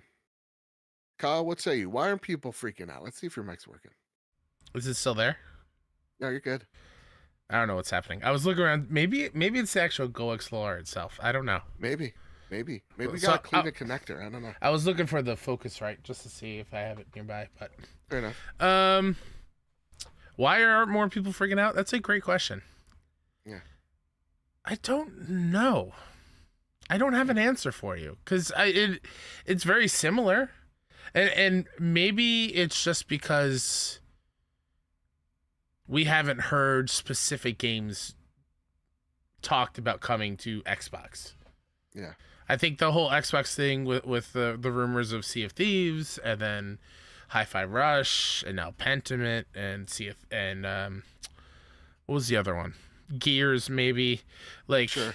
Just having specific games tied to coming to the quote-unquote competitor platform, the evil other blue enemy. Ooh, I think that is what hurts it more. But just hearing PlayStation first party stuff might go multi-platform one day, and not hearing a specific title kind of eases that kind of shock a little bit. Sure. And maybe we're just so ingrained of PlayStation and PC. That just makes sense. They've already been testing the waters. Like Xbox and PC have already been together for so long that when they say multi-platform, what else does that mean? Yeah, and I think even them clarifying that we meant PC, and even that they've said it out loud. It's kind of like when Xbox is like, we did say play anywhere. It's like PlayStation did say out loud, hey, listen, it's about console, PC, mobile streaming, and that's what they're gonna start turning their focus to. Both of these consoles have hit a ceiling that they can no longer justify that ceiling being there. They need to continue growing because that's what capitalism dictates for these companies to do. Whether that's good or bad, that's up to you. But to me, it's them saying, okay, we got to move it. What's not going to hurt us as much? Probably PC, and moving over there and testing things out. So no, I don't think this is like doom or gloom. I don't think it's a bad thing. I just think it's gonna, if this helps PlayStation grow, that means it helps these studios grow. That means they get to experience more of their games.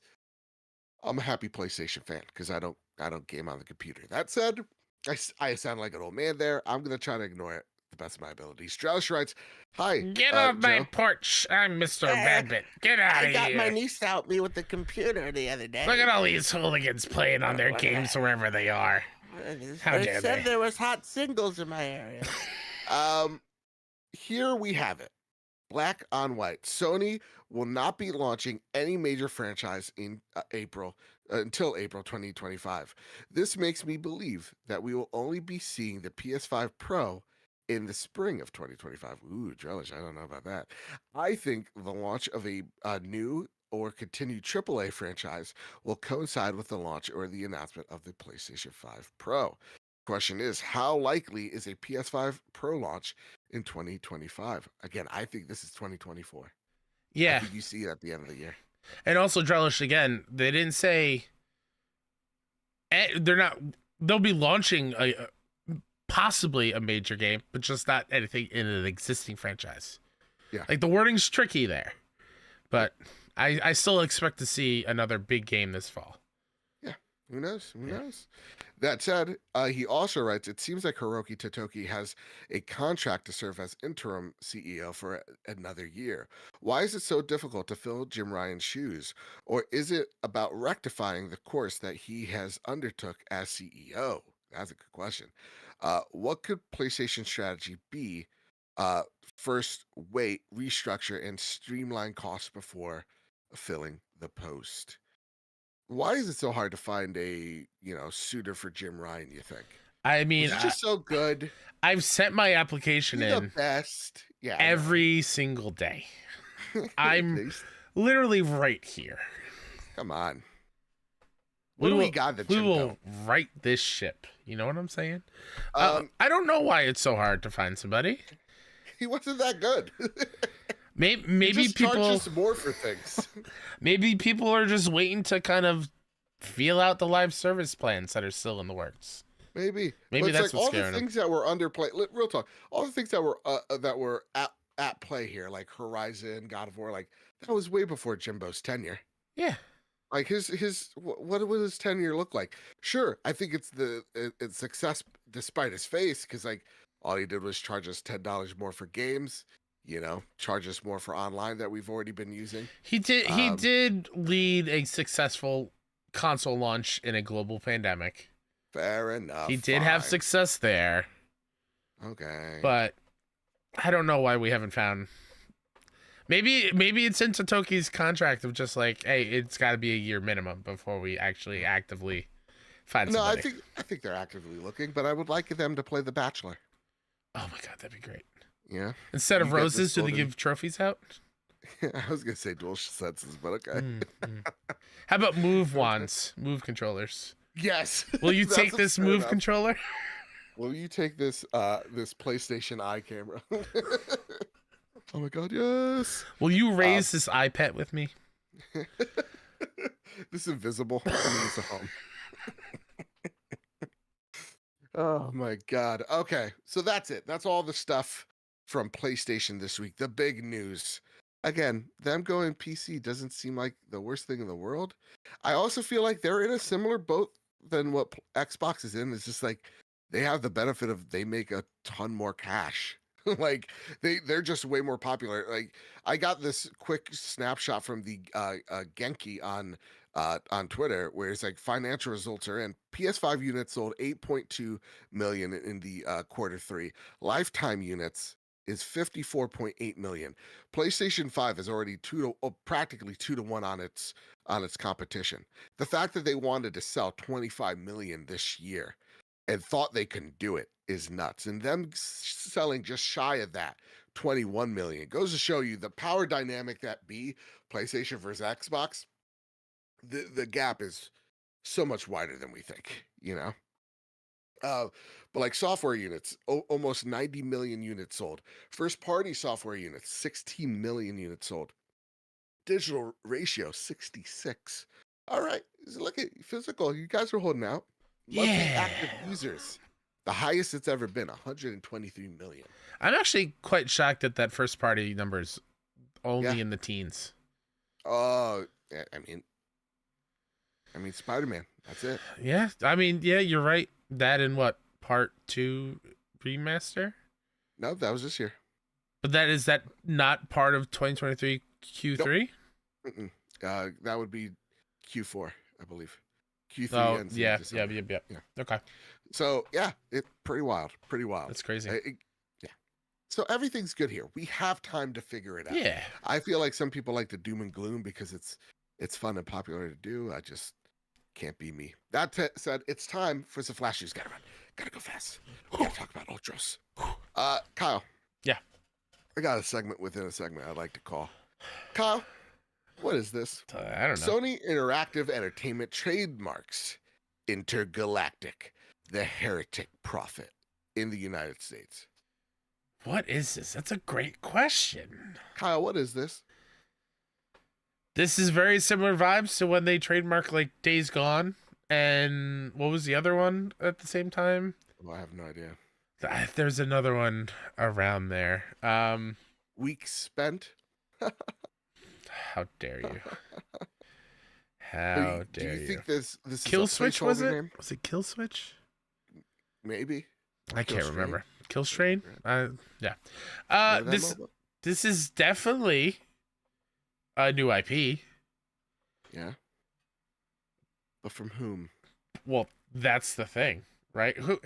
Let's whittle it down of who it's not. Okay. It's not Sucker Punch. Nope. They're doing Ghost 2. That's right. They have to. It's true. It's not Blue Point. Well, 'Cause- why not? They were hinting at they were remaking something. But they're also working on a game. You know what? That's fair. So let's bring them back in. Original So IP. Okay. maybe we can only eliminate Sucker Punch and Polyphony because Polyphony ain't making an intergalactic game. Who knows? Okay, let's bring them back in. Okay, there's All only right. Sucker Punch. Part of me Naughty Dog. says this is Corey's game. Yeah? Part of me says it. Part of me says this is a bad title, but I guess I I'll don't. have to wait. I also don't love the title either. Intergalactic. But if it's either Corey or it's either Santa Monica or Naughty Dog, it's what I want. I want a space game. So All right. if Intergalactic's in the title, I'm in. Okay. I mean, I think also that- could be Bend. Yeah, that is true. Could be Bend too. They've been at it for a while now, dude. They have. But I will say the Heretic Prophet, that's a dope, like, second half dope title. Yeah. Intergalactic, not sold on. Anything that's, to me, it's generic. The Heretic Prophet, that's like, oh my God, there's like Satan in space. He's Yeah. wearing a helmet because he can't breathe oxygen for some reason. I don't know. You know? We got the Super Devil, and he's wearing an astronaut get up. That sounds rad. All right. Psh, February. one small step for man. Psh, one giant leap for demons everywhere. One giant leap for sins. That's right. We got to be sinning on Mars. Oh, God, What would Satan plant in the moon? Like not a flag. Oh, doubt. He's already done it. Space landing. They're like, that wasn't real. Look at the flag. He's been there. That was the wizard. That was the Lord of Lies himself. You know? oh yeah, I have no follow up. That was perfect. Moving on. Fair enough. February, PlayStation Plus game catalog and classic titles revealed. PlayStation Plus extra games. Here's the list. Ready? Need for Speed Unbound. Oh my God! Finally, it's been in my cart for literally years. I think at this point, it's been a minute. Outer Worlds Spacer's Choice Edition on PS5. Tales of Arise. Nice on PS5, PS4. Assassin's Creed Valhalla, PS5, PS4. Lego Worlds, Lego Jurassic World, Rogue Book, Rogue Lords, and Tales of Zestiria. Those all four are on PS4. And then for premium, Resistance Retribution, PS5, PS4. Jet Rider 2, PS5, PS4. Tales of Symphonia, PS5, PS4. And Tales of Vesperia, PS5 and PS4. Kyle, anything in particular looking to your liking? Are you kidding me? Oh. Anything in particular? I get a Resistance game to play? A Resistance game I have never played. Oh, okay. I have not played Retribution. So that excites me a great deal. And just shout out to RPG fans. We're eating real good. A lot of Tales games in this. We got Final Fantasy VII Rebirth in 2 weeks. It's wild. It's a good time. I still have Star Ocean to play. It's crazy. It's crazy out here. Whew. Hey, here's something. Back to Helldivers 2. God, it's so good. They're searching for more developers to beef up the scope of the game. So they are currently filling up applications. So if you have been one of the few that have been, let go, hey, there's a place they're looking to hire. They're looking for any type of talent, but like if you're senior staff, please go and apply. Dragon Dogma 2 will have an uncapped frame rate on PS5. For the longest time, people thought this was going to be capped 30 frames per second, but it looks like, hey, at launch, you'll be running that thing at 60. Hot dang. And that's all for Flash News. Kyle, here's a little segment, our favorite segment. We already got done with half of it in the first half of the show. It's time for what you've been playing. Ask What Not Why writes in. I'm very interested hearing about Ultros. Kyle, please take it away. What's Ultros? Have you been playing Ultros? What is Ultros? It's the roguelike Metroidvania game you've been playing. I think you have me confused. Oh yeah? No, I'm kidding. Yeah. Ultros, Okay. Ultros is great. I was like, have I been saying it wrong this entire time? You're gonna make me look No. You're good. Okay, good. Ultros is pretty good. Yeah? Maybe great even. There are some things I'm not jiving with too much. Okay. Well, first, tell me what this game even is, because that is a great question that I'm Metroidvania? still figuring out. Really? Okay. So when it comes to plot, I am not the person to ask because I am not fully grasping the overarching plot, the story of what's going on. But I will tell you, you are a non-speaking protagonist who wakes up on this sarcophagus in space that's filled with exotic and alien plant life and alien creatures. And you're just trying to figure out what's going on. And every single run, quote unquote, so far, you break open a pod, you release what looks like a mummy, like some sort of being like in some sort of like cryogenic pod. And once you do that, the sarcophagus, which is a living, breathing entity, gets mad at you, and then the whole run starts anew. And you have to get your skills, find your sword again, find a new person to break free, and it's teeny tiny bits of the story get fed to you every single run, and you learn new skills every single time. This is a Metroidvania through and through. There will be plenty of places you can see that you can go, but just not yet. And whether that's you unlocking a skill, whether that's you planting a seed, and after a couple times of completing the cycle, that seed will grow into a tree, which will allow you to jump on top to reach higher areas, or it'll have like a dangling vine that you can swing across, or there's this really cool plant that will allow you to like speed skate up walls or make you move faster, which can make you jump a larger gap. So it's very interesting that way. When it comes to combat, and when you're fighting these little creatures, bosses, you don't really have to worry about this too much. I'm sure you can do it, but the goal is to defeat every single creature, any enemy that's attacking you, with as much variety in your attacks as possible. The reason being is whatever they drop gives you more health or more stat increases. So if you attack with your normal square and then you dodge and you do a couple counterattacks and then you do like a dive kick and you do different moves to defeat this enemy, it will pop up pristine or perfect variety, and then you'll get a prime version of that drop. If you're just walking up to it and hacking and slashing it nonstop, you will get what is like bloody pulp, and it's very basic. It doesn't heal that much. Ooh, I don't like that. So you have to make sure you're doing different types of attacks on them. Okay. And these drops are nutrients. Thank you, Silcanet. The nutrients you get from these different stages of damage from defeating them will increase the nutrients you get. Okay. Now, it's not only just a health thing, and this is the thing I really love about this that makes Ultras special, in my opinion. The planting seeds and stuff is really cool as well, but I just played a section last night that kind of even opened that up even more and kind of like mess with my mind of how I was thinking about doing that. But that's more spoiler stuff, so I don't want to get into that too much. Sure. By eating the different things and raising different nutrients, that's how you level up your character and unlock skills. So to get an extra combo boost, you might need the pink nutrient and the blue nutrient.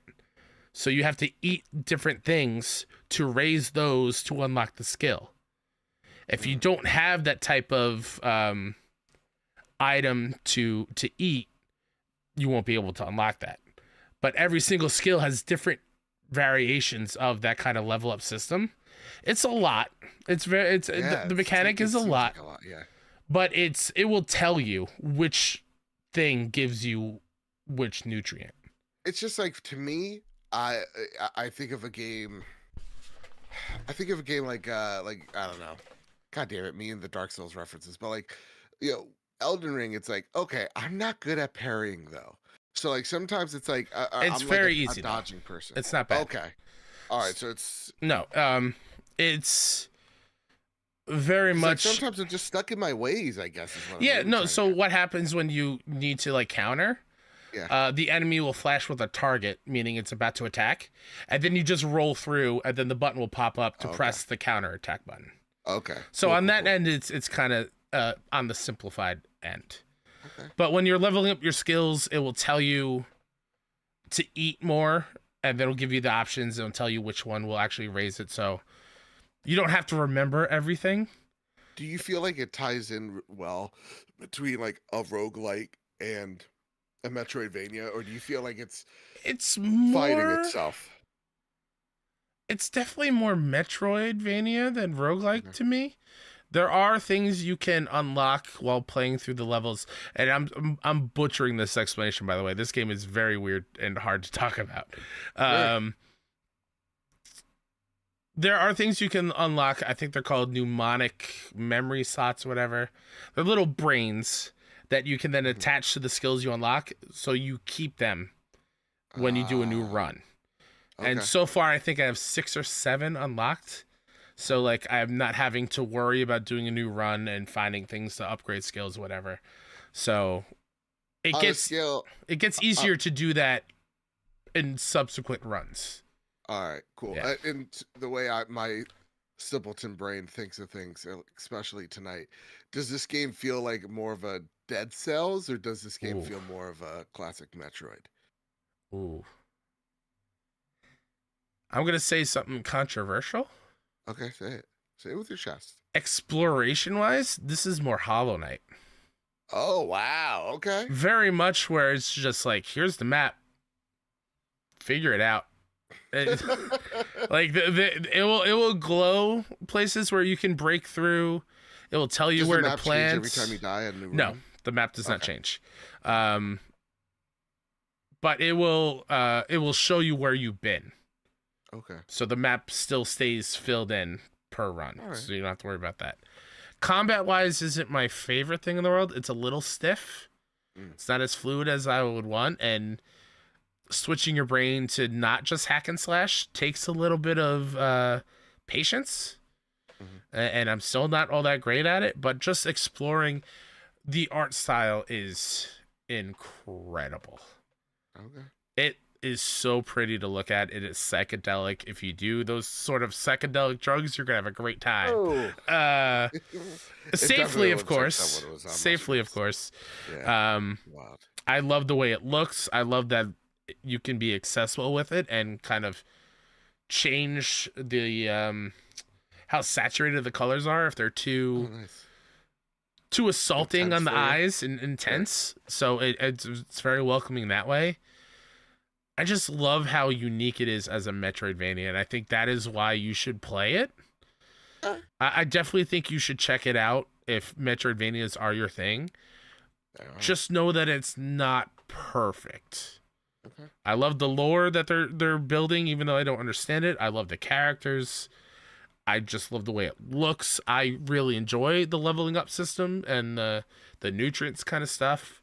I think there's one skill that I didn't unlock where the nutrient I think is called Yug, which is a great name. If you have a high Yug nutrient level, you will add poison to your attacks. Sure. So it's that kind of level of just kind of thinking about how you are using the pickup items. I think I really, really enjoy. I do think there is a way to do a pacifist run as well. Oh, wow. Okay. Where like the bosses, you can just feed them things to be your friends, because I saw the trophies seem to hint at that a little bit. Sure. So there may be a completely different way of playing this game. It's very unique. It's worth an the experience. $25. Oh, it's definitely worth the $25.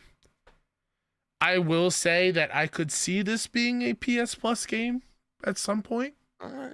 Okay. So if you want to wait on it, totally fair.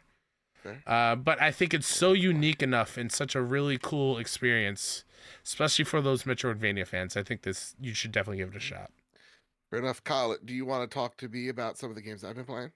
Sure. Well, we already talked about Helldivers. That's right. Let's talk about the elephant in the room. Sure. Is Skull and Bones any good? That's a good question. Because I feel like I'm taking crazy pills. Yeah. And I'll get back to you because I didn't play it. Oh, okay. I've been playing too much Helldivers. Ask me the next game I've been playing. I will say on that note, I've from some people that I've heard that are playing it, they seem to be having a good time. Yeah. Which I'm happy Ubisoft maybe have turned that ship around. Literally. All right, so what do you think? This is the next game. Joe, how's your time in the Tomb Raider 1 through 3 collection? I couldn't tell you. I've been playing. Cool. The joke is... So your tweet means nothing.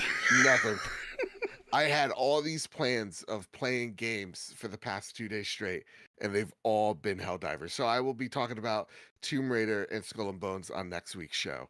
Because, again, Helldivers is just... it's consumed me, guys. It's consumed me. Go, please, play that game. Support it. Get weird. Yeah. All right. Kyle, it's time for our last question. This is actually Banisher's question from Bertos Maximus. Good evening, gentlemen. Good evening. Wow. What a week for my birthday on Monday. Ooh, hey, happy birthday. Happy birthday, man. Only played it a little bit, but boy, oh boy, is it good. I haven't died yet, which is a surprise. It really is. Get ready. John Wick. No, get ready. It's about to happen a lot. My question tonight, though, is about Banishers. This game has really snuck up on me, and I'm getting it day one because it looks awesome. My question is, what's your take on it? Are you getting it day one? What are you most looking forward to in the game? As always, keep safe and keep on hell diving. House Slinger. #. Ooh, I take back the birthday wishes. Oh no, I'll add even more. Go to the Xbox Expansion Pass YouTube channel. Shout out to our good friend Logan, solo host. He did a review on Banishers to get his full thoughts. He's very proud of it, and honestly, first 2 reviews were gosh dang great. So go over there, go check our sister podcast out. As for me, it's way too busy. It's way too busy, so Banishers gonna have to wait. I was gonna say I'm very excited to play it, but even playing Ultros, my mind is 2 weeks away at Rebirth. That is all I can think about at this point, and nothing's. I'm not feeling it as much as I feel like I should, so I'm not even going to attempt to buy Banishers until way later this year. Fair. But hey, got me 12 points in Fantasy Critic. Hey, Hey. Ultra's got me 10 points. You need all the points you can get. Watch out, Joe. Hey, tides are changing. Do you think so? Do you want to see what next week? Yeah, how's that Mario vs. Donkey Kong doing? Solid 8 points. Hey, it's technically at 8 points right now, so watch yourself. Solid 8 points. Hey, what's next week? Balatro? Yeah, that was a good pickup. That's pretty good. That's gonna make those next 2 pickups. Oh yeah. Let's talk about the next the rest of February. You know, let's okay. Right. Yeah. You got Balatro next week, right. Which is a really fun poker game. I've got Pacific Drive. I've got the Brothers remake. I've got FF7 Rebirth, and I have Unicorn Overlord to start the first week of March. I'm catching up real quick. Oh, all right. I hope so. Don't you even? I'm not even worried. Not even really? worried. No. Just because you got the bronies on your side? The bronies? Joe, the pedigree of that studio. Sure. It's going to knock you on your ass. Sure. I hope you can catch up. You're really going to need it. You're really going to need it.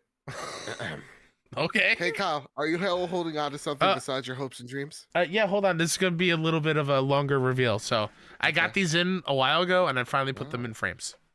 All right, fair enough. Let's see.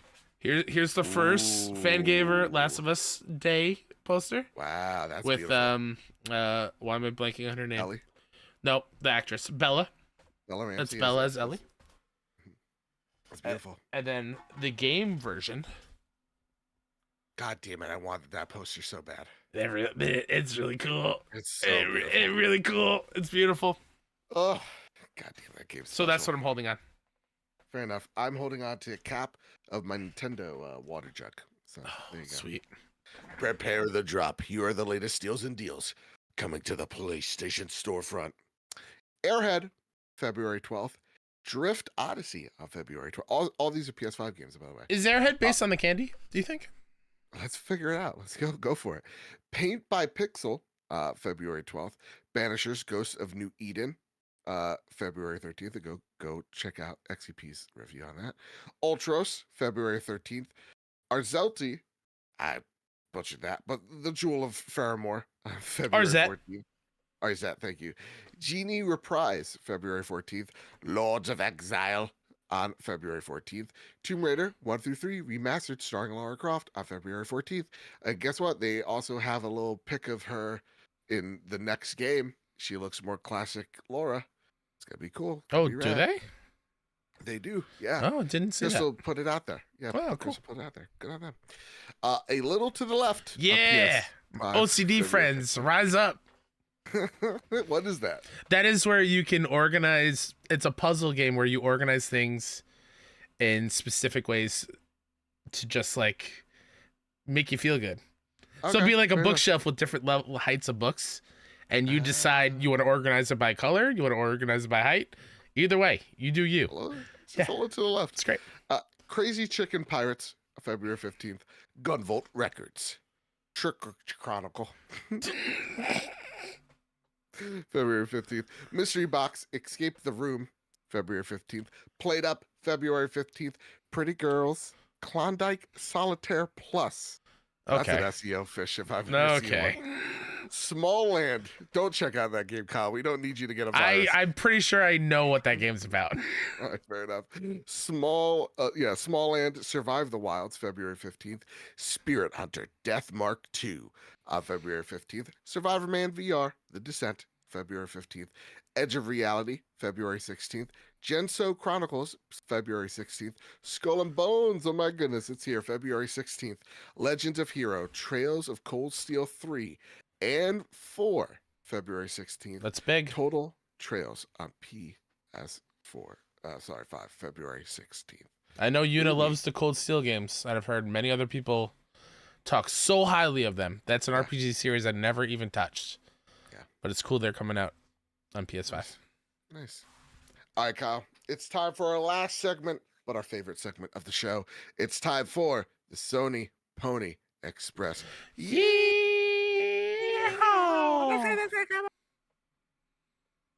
Kyle, take it away. Silk Cannon writes in, hello, a question more for Mr. K-Step. But Joe, feel free if you have an opinion, of course. What indie demo from Next Fest would you like to see come on PS5? And why is it Balatro the best game of that Next Fest? Best game of the Next Fest, people are saying. Ultra. Yeah. You know? Yeah. About to wipe out whatever those two games just did. It's about to wipe out both of them. Sure. I'm happy you decided to pick an indie. That's great. Yeah. Oh yeah. That's great. I got a whole bunch of them. I mean, that is a great call, and it is coming out next week.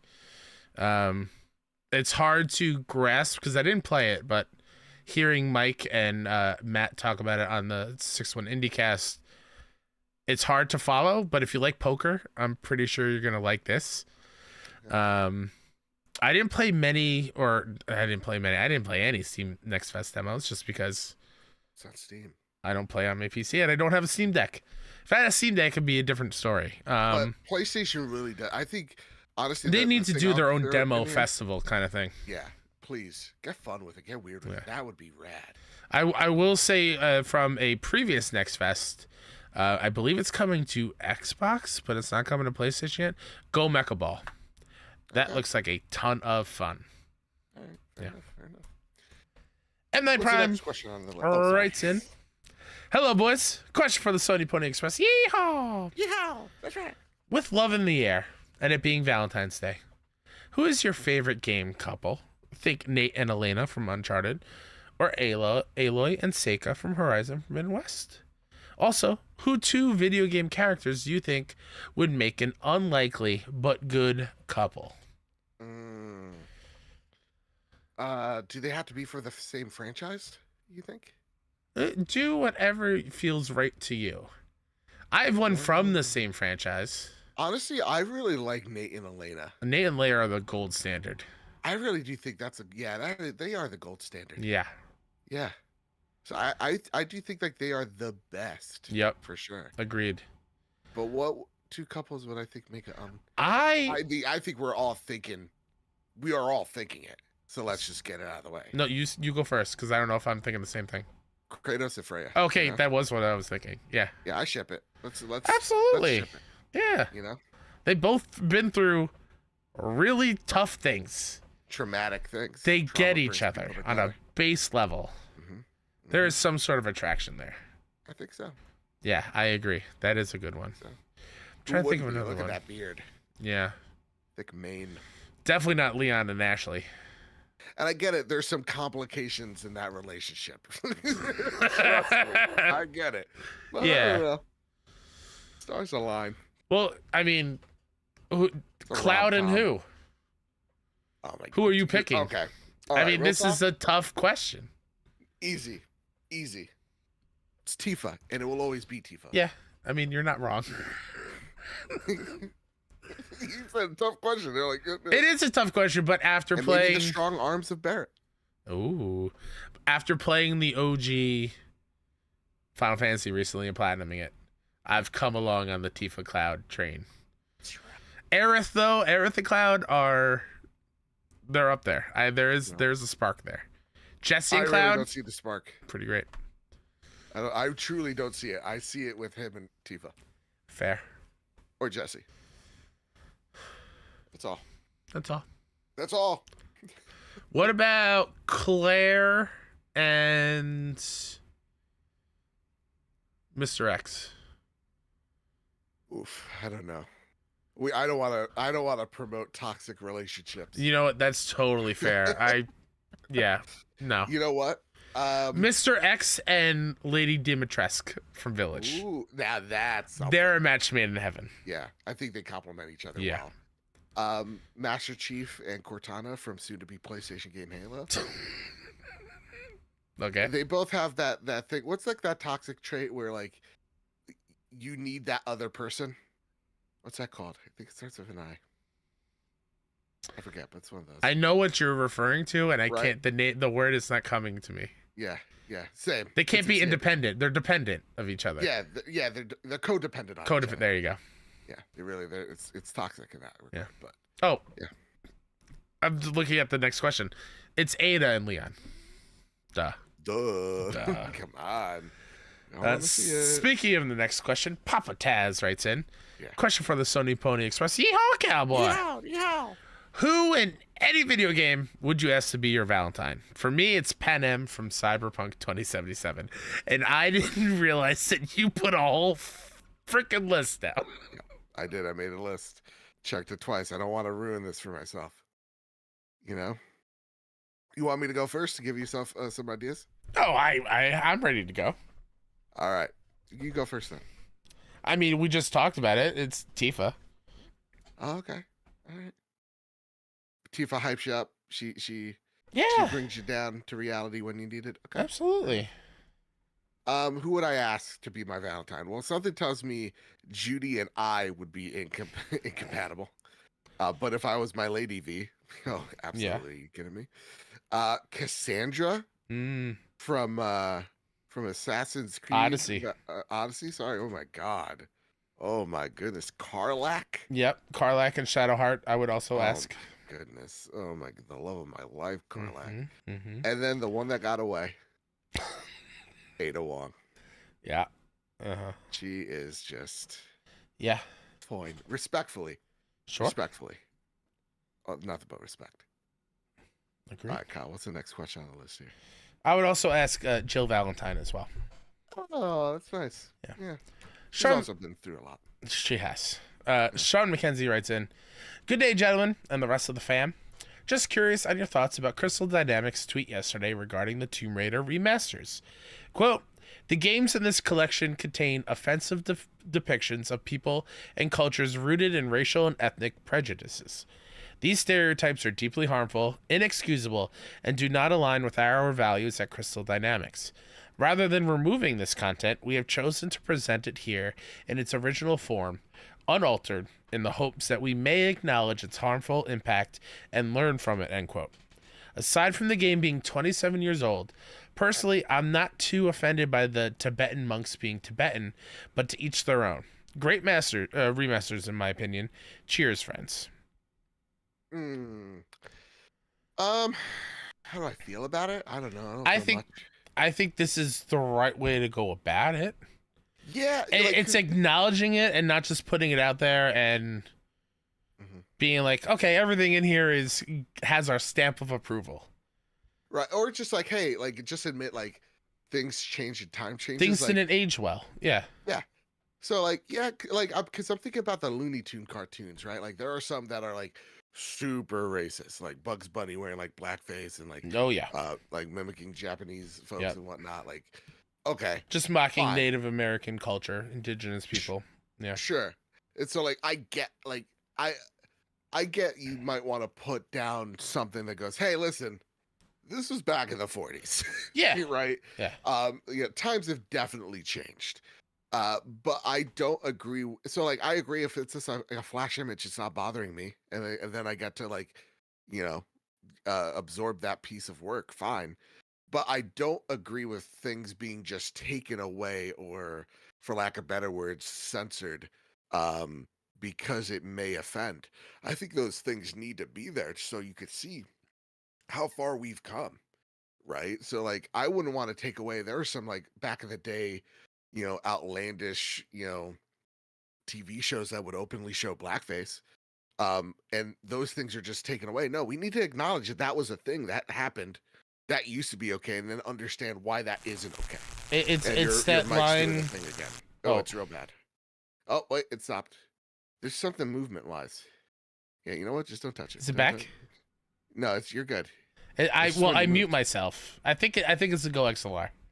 You think? Okay. I think there's something going on. I'll. Right, No, that'd be the third one. Patreon.com/BS Trophy. Go Sorry, XLR y'all. Costs $200. Jeez Louise. The So really, every dollar helps, y'all. You see it in real time. the line that we've heard a million times, and it's true. We need to understand and learn our history so we don't repeat itself. Yeah. And this is similar here. This would be a completely different circumstance. This is a brand new game, and then they started it with this. Yeah. Like, nowadays that won't happen because people are writing games and people are there to make sure this shit doesn't happen. Right. Back then, it didn't matter because Yeah. Times were different. Exactly. Like seriously, like just times were different. There's just so many reasons as to why that's the case. And so like for me, it's just like, yeah, I'm not upset. They just show me like, No. what is it, a 5-second thing of like, hey, shit don't age that well. Exactly. But it's a part of the history. It's the game's still the game and it's still iconic. But we do recognize there are some, things about it that I don't know anything about it because this would be the first time I'm playing them that are just unsavory for today's standards. That said, too, like understand the 90s and what gamer culture was back in the day is wildly different than what it was. I was talking to one of my buddies while playing Helldivers 2, that he was like talking about like, yeah, there was a lie that like, oh, you could do this sort of cheat and like Laura will come out of the shower nude or whatever. That was a big popular thing, and like Crystal Dynamics at the time, or was it IDOS? One of the two. They didn't come out going, oh no, that's not true. It's like they're like maybe. Yeah. So yeah, it's just like the sign of the times, the long and the short of it. And it's not just in video games either. Like I dare somebody to go. I did this I think last year. Go rewatch Superbad, and you tell me that all those jokes are still okay in today's times. Yeah. Oh yeah, even it's wild. Calling people gay as a joke and demeaning doesn't fly anymore. No, as it should. It shouldn't fly. And back then we just we found it funny. Like Seth Rogen would even say, it's like comedy's not supposed to age well. Yeah. It's supposed to be a sign of the times. Yeah. So it's interesting. Very good dialogue. Yeah, I like it. Last question of the Sony Pony Express. Yeehaw. Comes from Triple G. Green Gorilla Gamer. He writes in, I don't really have much else to ask, but I do absolutely want this next part right on the show. Well, boy, do you have your wish. All right. I was playing some Fortnite with Joe the other night. Oh, you finally played Fortnite, Joe. Look at that. Got him a victory royale. What can I say? And I decided to ask him a little more in depth about what he does for work. And I won't go on and on, but I will just say that, dude, the work that you do, as mentally exhausting as it is, because I see it with you-know-who firsthand every day, and yet you pull up every single week to do this with Kyle, who also works his ass off. You're doing great, bro. And like, I just wanted to say that because after telling me about some of your experiences and how scary that was and the fact that you care so much about the people you help at work every day, damn, bro, I wish there were more people out there in the workforce like you. And don't worry, I see you, Kyle. You're awesome too, bro. I'm just spotlighting Joe this time because I give him such a hard time. And speaking of that, F you, Joe, for naming your dog what you did as soon as I'm healed up. Got my wisdom teeth pulled out. Oh boy. I'm playing The Last of Us Part 2 and finishing it so we can talk about how heartless you are. LMAO, love you guys. Have a good weekend and happy Family Day. That's right. Rest up, Triple G. Wisdom teeth are no joke. Yeah, seriously. Mine, humble brag, grew in perfectly, so I don't have to deal with this. Oh boy, mine are hurting real bad now. Well, listen, it is what it is. You know, what can I say? I was just born different. I can't wait till I show up and I have brand new teeth, the full set. They all need to go. They just need to go. Same. I work with people that have developmental disabilities, and I help them live fulfilling lives, and I help, I'm like their employment coach, I'm a DSP, all that stuff. I do a whole bunch of stuff hands on, just like head on applied directly to the forehead. That's what I am. I gotta help people live the best lives that they can, and sometimes it's helping regulate their emotions that they don't do so well sometimes. So yeah, it's a lot of work. It's really hard, but it's incredibly fulfilling to see people again actually like succeed in things that you never thought they could and overcome some just huge obstacles. It's amazing. It's incredibly fulfilling. I love what I do, and you're right, it's incredibly hands-on. So it is a lot of work, and it's something that I do for work, and this is my passion. Talking about video games each and every week. What can I say? That's it, Kyle. That's been it. That's it for the trophy room. Thank you, everybody, for sending your comments, your questions in the show this week. Jeez Louise, my brain is all types of messed up today. Again, you could join our Discord server, the Trophy Room Discord server, link down below. Join the amazing community of over 400 plus people to talk about PlayStation, to talk about games. Send your questions in to the live show. But before we go, Kyle, anything you'd like to spotlight before we get on out of here? Is my mic good? We good? Yeah, go for it. Thank goodness. I like to spotlight myself, Mr. K-Step, pretty much everywhere. Go follow all the indie gaming coverage that I do at 61indie.com or 61indie on YouTube, all the things. We just filmed our showcase, which comes out on March 20th. It's going to be a great time. Lots of fun things planned around it, so please go check it out. As well as next week, I'll be able to talk specifics about what shows I'll be on, but I'm guessing on a couple podcasts. Ooh. A lot of Final Fantasy VII talk. So, I like it. in addition to our By the Players, so I'll let you all know that next week. And I love y'all. Happy Valentine's Day. Treat yourself. That's Be right. kind to yourself. That's right. And reminder: tell the devs that you love them. Shout them out. Go tell. You know what? Here's the mission this week.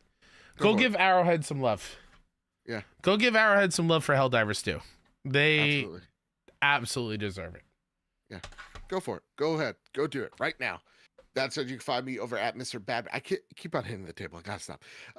You can find me over at Mr. Badbit on Twitter. You can find the show at PS Trophy Room on Twitter. You can find what we do, our extra content, if you'd so like, over at patreon.com/PS Trophy Room.